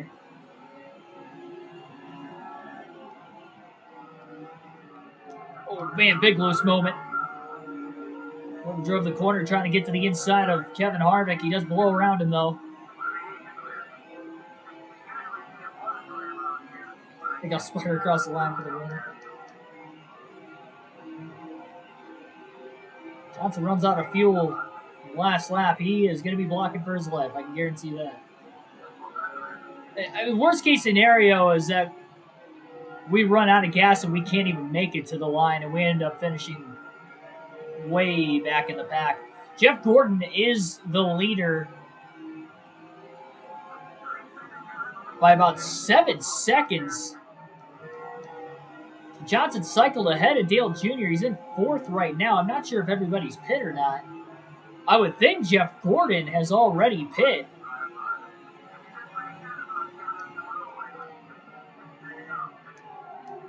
Another loose moment. He's entering way too deep. He'll use up his tires a little bit. So, yeah, Johnson definitely lost a lot of time. He was about 6 seconds off the lead before he ran out of gas off turn 2. He actually somehow lost some time Maybe getting around the traffic, overdriving these corners. So Johnson can't save here. He's in 4th place. Maybe not all the leaders have pit, but Jeff Gordon has to have pit already. And the driver who came in 3rd in the point standings coming into this race today not only has a chance to win his 6th race of the season and his 2nd race in the chase, but he has a shot to close this championship gap considerably if Johnson runs out of gas to the end and Gordon goes on to win, making it a much tighter points battle at Homestead tomorrow night for the championship. The drive for 5 and the chase for 8. Johnson, of course, looking for his first, but would eventually go on to win 8. Gordon, 2001 was the last championship he won. That was his 4th and final. He's trying to recreate history today, winning his 5th in the 2004 season, the inaugural season of the chase. Johnson's gaining. Unless Gordon runs out of gas, I mean, he could have pitted around the same time as Johnson. You would think he can make it, though. You would think.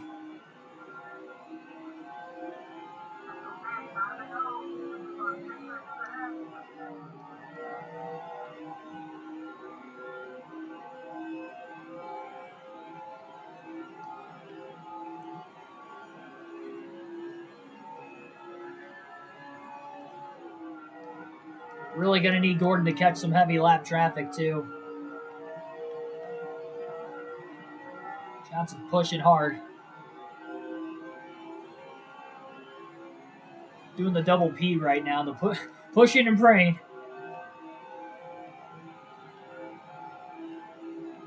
Why'd this thing have to go caution free? Oh my goodness.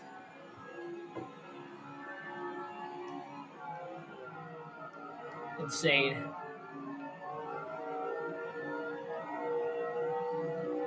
Just think the race would be about over right now if we didn't have that delay. 50 laps to go at the start-finish line that time by.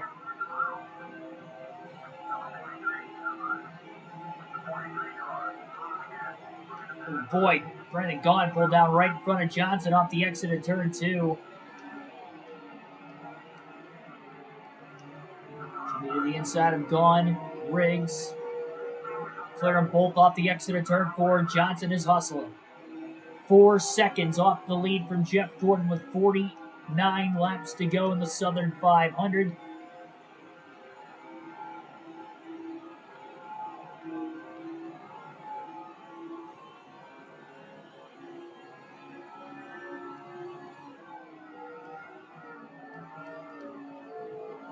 A lot of traffic around Jeff Gordon right now is probably what's slowing him up. There are a ton of cars up there.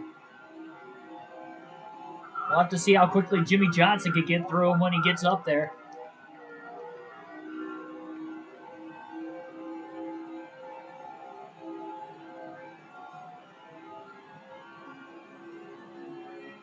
He's going to have to hit halfway out of fuel with about 33 to go to feel a little bit comfortable on trying to make it to the end on fuel.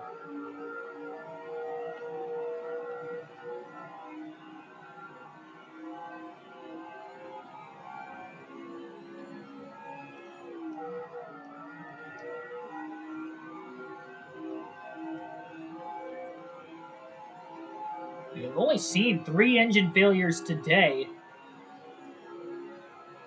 for a fair warning. So if Johnson can't make it across the line, he may finish 40th. It's not unlikely that Gordon or Junior could take the points lead if something like that happened today, considering they are running first, and I don't know where Junior cycled out. He's outside the top 5, at least start of it, though. He's got the freshest tires of anybody on the lead lap. So he is running even faster than Jimmy Johnson right now. Johnson, again, he's only really catching Gordon because Gordon was in heavy lap traffic. Now we're going to have to see how Jimmy Johnson's going to get through this. He's only 2 seconds off the race lead off turn 4.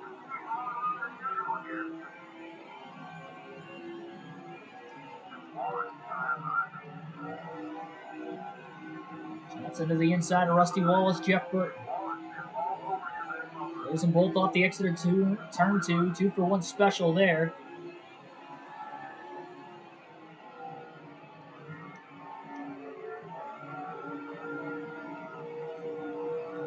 2x2 traffic off the exit of turn 4.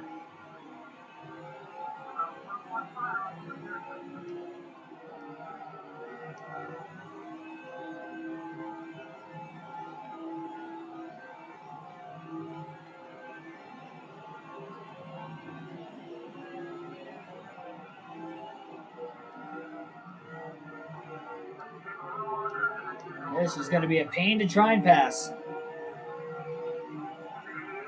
Oh, man, Dale Jarrett, Brian Vickers just about got together off turn 4.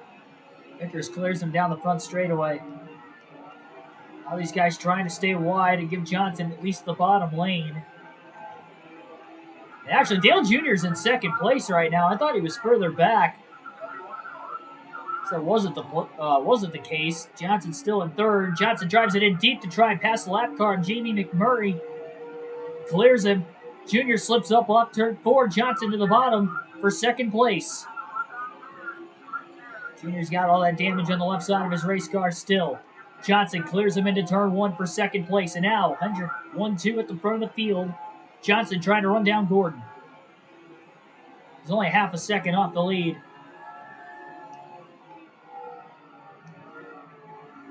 Correct that. Johnson might have the fastest car in the field. One thing we do know, Dale Jr.'s definitely got the fastest long run car. And we know Johnson's car tends to fade the longer the run goes. They didn't pit as long after Johnson as what they had originally. Probably didn't want to give up too much time to him, considering he was going to cycle out behind him. But here we go. We got 40 laps to go this time by. Jeff Gordon trying to fend off his teammate Jimmy Johnson. Off turn 4, Johnson beats him back to the gas, side by side for the lead. Gordon leads that lap at the line. Johnson will have the advantage on the bottom into turn 1. He's going to try to slide job, but he could not do it. And Gordon rips by on the high side. He'll hang on to the lead for now.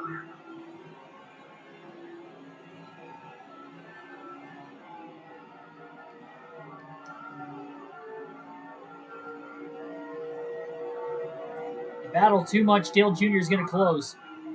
Again, Johnson beats Gordon off the exit of 4. Jimmy might have led that lap at the line. It was really close. It doesn't really matter. Johnson's already clinched the most laps led. Oh, almost making contact. Johnson trying to crowd the 24. He's clear off turn 2. Jimmy Johnson back in the lead. Official lead change when they get back to the line. Gordon trying the top again through 3 and 4. Now he diamond cuts it down to the bottom and back to the top off the exit. So Johnson back out in front in the Southern 500 with just 38 laps to go. Gordon and Dale Jr. riding his coattails.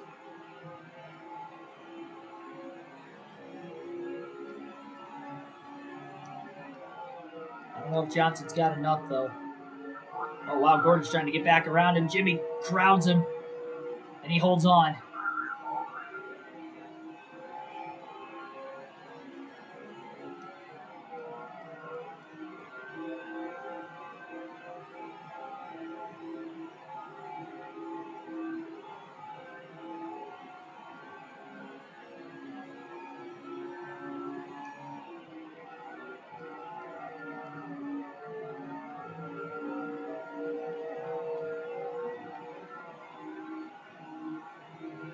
Gordon is, in my opinion, has to kind of sit behind Johnson. I think that's the best thing for him. You hate to do that. And maybe if Junior ends up being the fastest car, you probably don't want to do that if you're Jeff Gordon. But there is a capability Jimmy Johnson can run out of gas to the end of the race. We know Jeff Gordon and Dale Jr. are good to the end. They're in prime position to have a great shot of winning this race. And who knows where Jimmy Johnson can finish.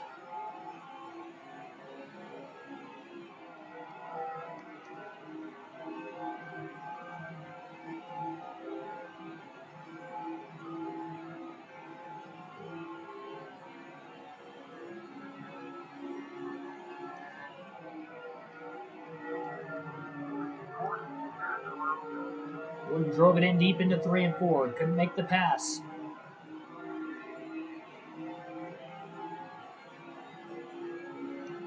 "34 laps to go at the line that time. Johnson trying to get to 33 to go at least. That would pace for the 66 laps. Off turn 2. Down the back into turn 3. Slid the tires a bit getting into the corner. He's all right. Oh, boy. Halfway out of gas in the middle of turns 3 and 4, coming to 33 to go. So he is pacing to be about a quarter of a lap short on fuel. Off the rough guesstimate.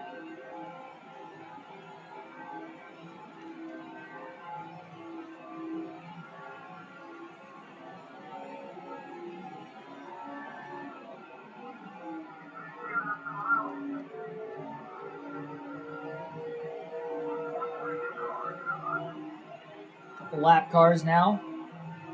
142, a little contact. Johnson slides the tires. Into turns 1 and 2. Gordon's all over the back of the 48. Man, Johnson got really loose off turn 2. He was able to clear the lap car.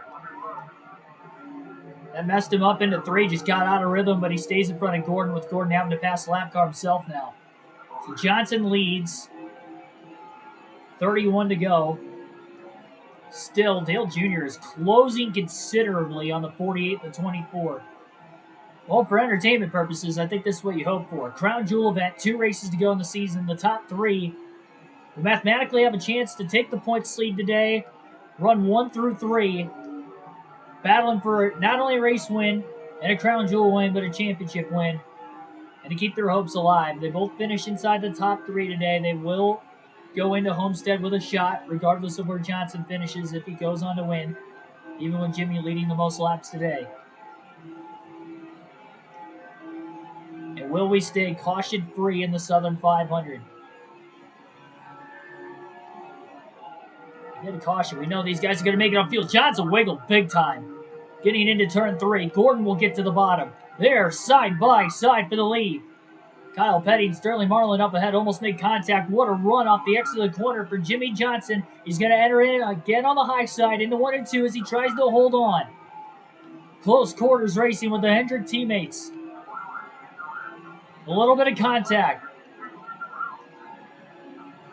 Still side by side into turn 3, and Johnson's going to get picked behind the lap cars, and Jeff Gordon is going to be back out in front here at Darlington. Oh, a little scrape into the wall for Johnson. That doesn't help either. Gotta be careful with the right front still.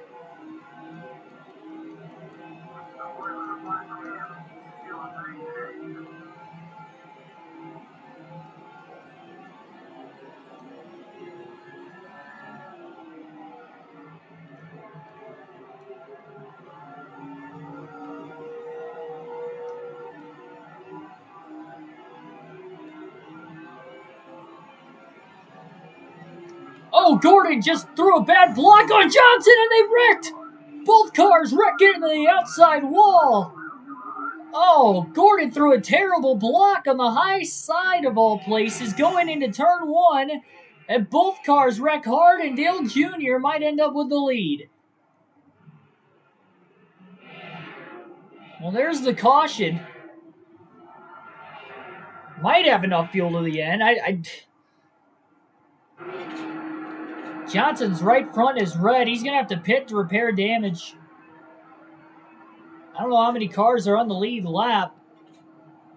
There's some other lead lap cars pitting. Elliott Sadler back there is going to pit. Can't pit for fuel or tires here, just simply to repair damage with Johnson being involved in the accident. But the caution itself might be enough to save for fuel to the end of the race. Jeez. And Gordon just kind of moved up just a bit. Luckily, that didn't knock Johnson out of the race. He's had a lot of damage on that right front for most of the day. Gordon's still going to have the lead, but he's got a lot of damage, and he's going to have a tough time trying to hold on in front of the rest of the field. Green flag back in the air in the Southern 500. Johnson spins the tires on the restart.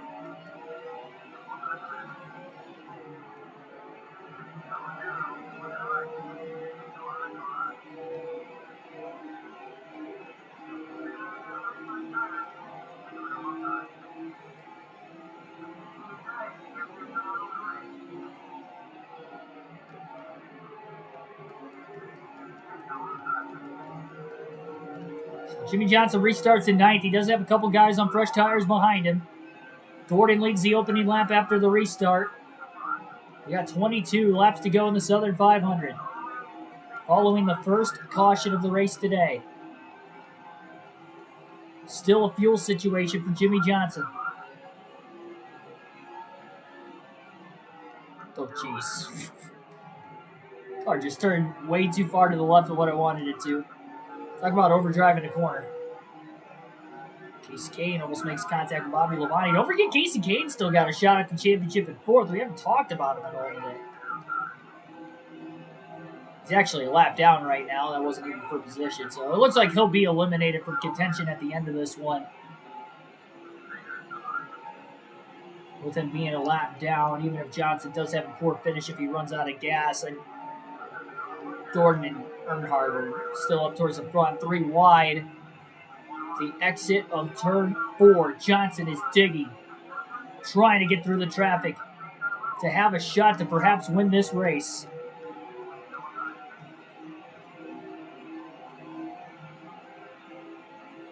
Everybody's moving around a lot on these older tires.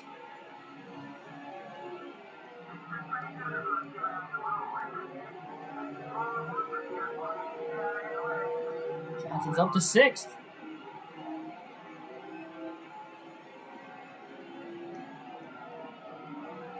Jeff Gordon is a roadblock right now, slowing Dale Jr. and the rest of the field down behind him, considering he's got all that damage.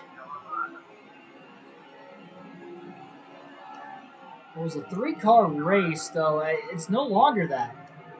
There are a lot more drivers that have a shot now. Johnson under Harvick, likely for position. Johnson trying to side draft Harvick. Now he pulls away, drives it deep into turn 1. Clear in the middle of the corner with the slide job. Johnson back inside the top 5. As long as Gordon leads, he's definitely got enough time. Dale Jr.'s got to have the fastest car right now, considering he's on older tires. But don't forget the drivers on fresh tires. They restarted behind Johnson that struggled to get by the lap cars on the restart that were in the inside lane. Johnson was able to get to the bottom quickly even though he spun the tires.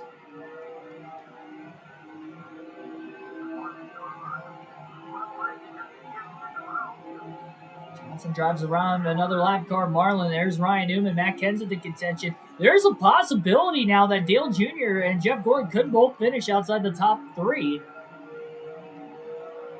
with this late race restart. Obviously, again, Johnson would have to win as he just got into the wall off turn 4 again.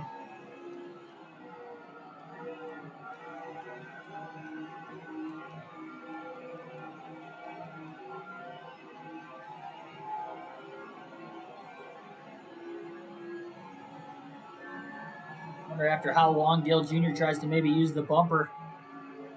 Slides up the track, could potentially try to use the high side. Corner entry into 3, but he ended up doing it anyway. 15 to go.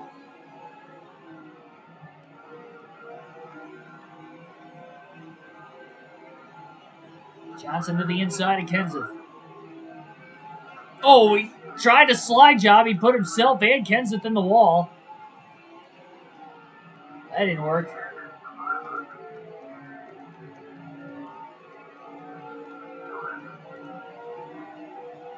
And now he still can't clear Kenseth.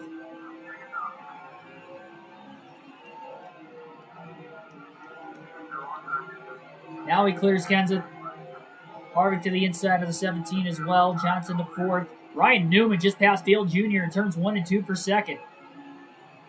I don't know if he's cleared him yet. I think they're still side by side going into turn 3. Dale Jr. back to 3rd place. Gordon holds on to the lead with Ryan Newman, who hasn't led a lap all day, now up to a race-high 2nd place with 13 laps to go in the Southern 500.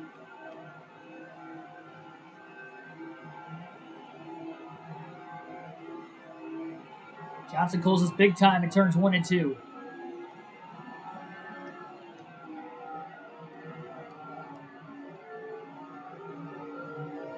Second through 4th run the top. Gordon on the bottom. They're all going to have a bigger run down the front stretch than the 24.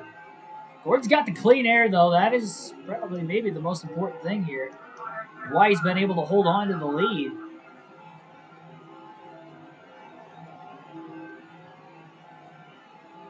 Johnson, great run. Junior trying to squeeze and block down into turn 3, side by side between the 8 and the 48. And Newman washed up the track as well. That slowed the 8 car down on the outside. And Jimmy Johnson is up to second place now. 11 to go. Oh, and now he has a big slide into turn 1. And Newman might cross him back over.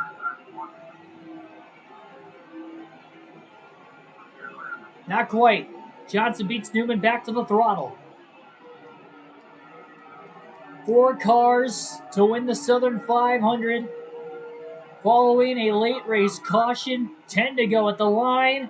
Johnson in the lead at the line. Can he clear Gordon? Slide job couldn't quite get him there. It didn't work.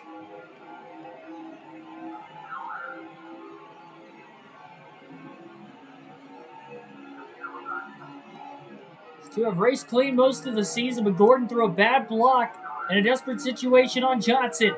Johnson's clear off turn 4. Oh, but he put it in the wall. Oh, and he gets into Gordon, and Gordon's off the racetrack. He's down to the bottom, and Newman gets to the lead. Gordon falls all the way back to 6th place.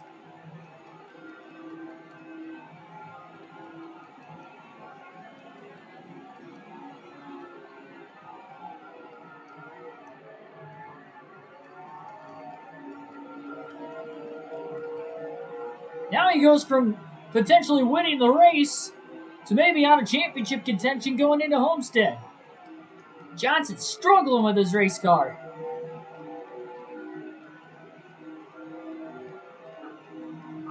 Dale Jr. looking low. Newman just about got in the wall himself. Everybody sliding on old tires. Jimmy trying to hang on. Jr. to the top now. Fends him off again.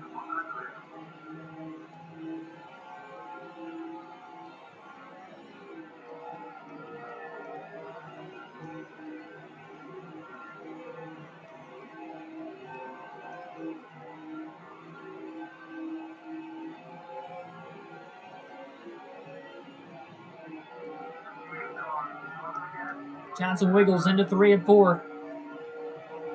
Junior also moved up the track, and Harvick's going for 3rd. Junior in the wall. So is Johnson.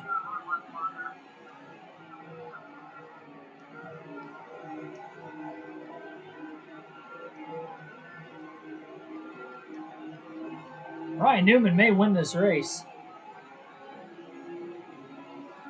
Johnson's going to have to start hitting his marks again. We're trying to back the corners up. The car's just pushing way too much. I think the damage ensued in that only caution is probably hurting him as well.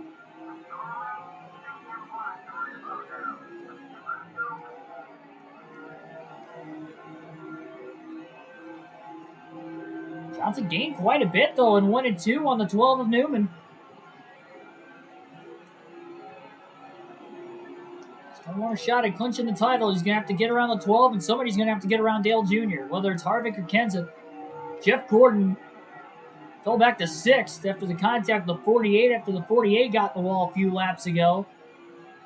Johnson's pulling Jr., and he tries to get to the inside of Newman into turn 1. Newman crowds him. Jimmy trying to beat him off the exit of turn 2. Side by side for the lead.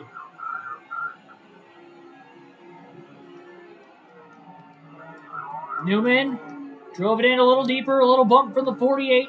Didn't knock him out of the way enough.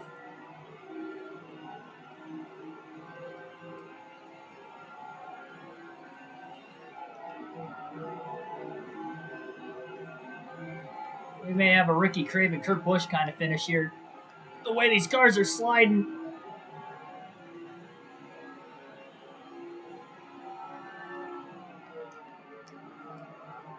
Jimmy trying to drive it in deep, but Newman is there. Johnson may have beat him back to the gas. Off turn 4. Dead even into 1. Johnson still there. Newman on the outside with 2 to go. Johnson running dry on fumes. He clears Newman off of turn 2. And Newman can't get the crossover. Johnson's going to block the bottom into turn 3. Trying to keep the car on the inside, but he slides up again, and here comes Newman to the bottom. Off the exit of turn 4, side by side. White flag, 1 lap to go. Oh, they make contact.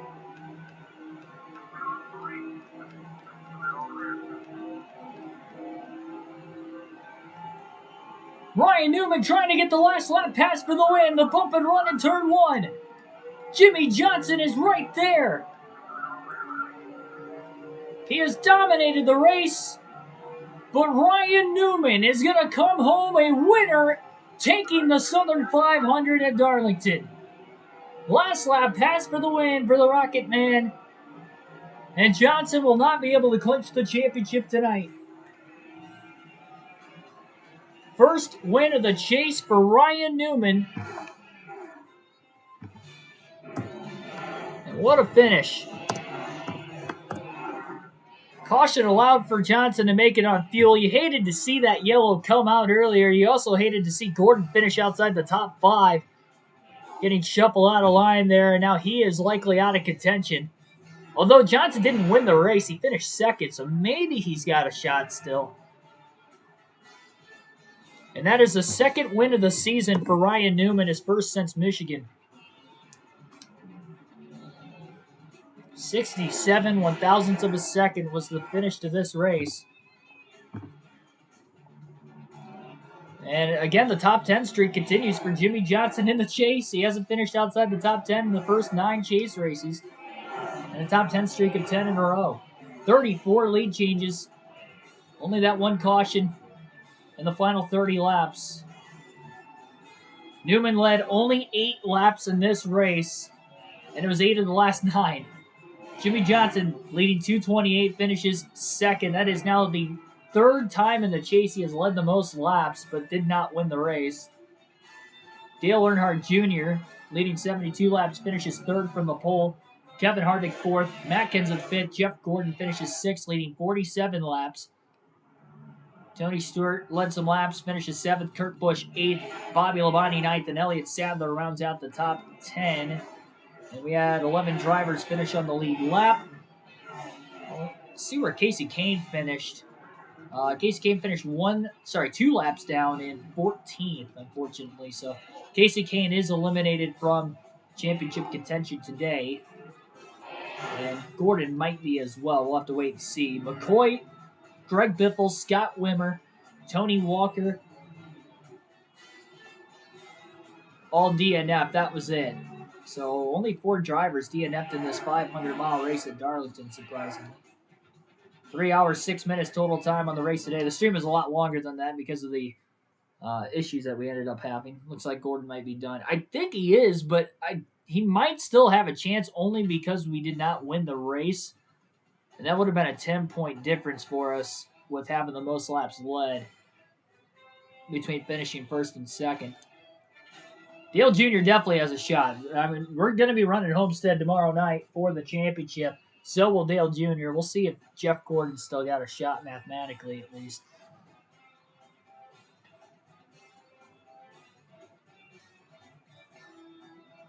I'm just glad we finished 2nd. I'm glad we made it on fuel. I didn't like to see the caution, but Gordon was the one that threw the block, though. He threw a block on the high side getting into turn 1. And we just had our nose there, and it just put both of us in the wall, really. He had too much damage to hang on once he lost the lead. Yep, Jeff Gordon is out of contention. He had to be within 156 points. He's 167 back, so Jeff Gordon no longer has a chance. Dale Earnhardt Jr. does have a chance.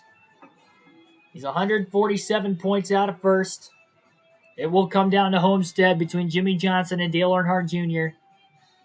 Again, 156 points is the difference that you could score if, say, Johnson finished last and Dale Jr. leads the most laps and wins the race.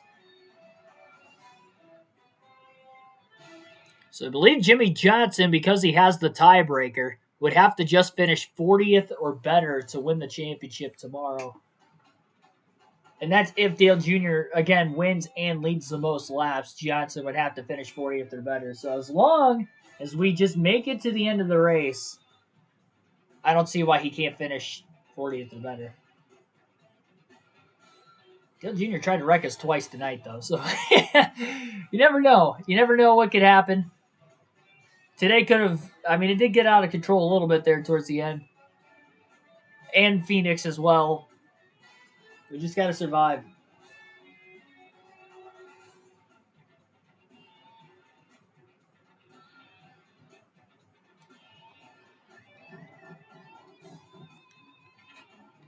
Oh, man. Yeah, pole awards. Hopefully we can keep the pole award season. As long as Junior doesn't qualify in the pole at Homestead, we'll have the most poles this season. That's probably the biggest battle going in. Well, the biggest battle is the championship, but the closest battle might be the pole award situation. Like, share, and subscribe for more daily NASCAR content. Homestead, Miami Speedway tomorrow night on the channel for the final race of this season on NASCAR Chase for the Cup 2005. We'll still have more Chase for the Cup 2005 playthroughs. Plan on doing a custom schedule season for every series starting later in the week. But for right now, the Ford 400 at Homestead will be the final race. See you tomorrow night at 6, everybody. Thanks for watching.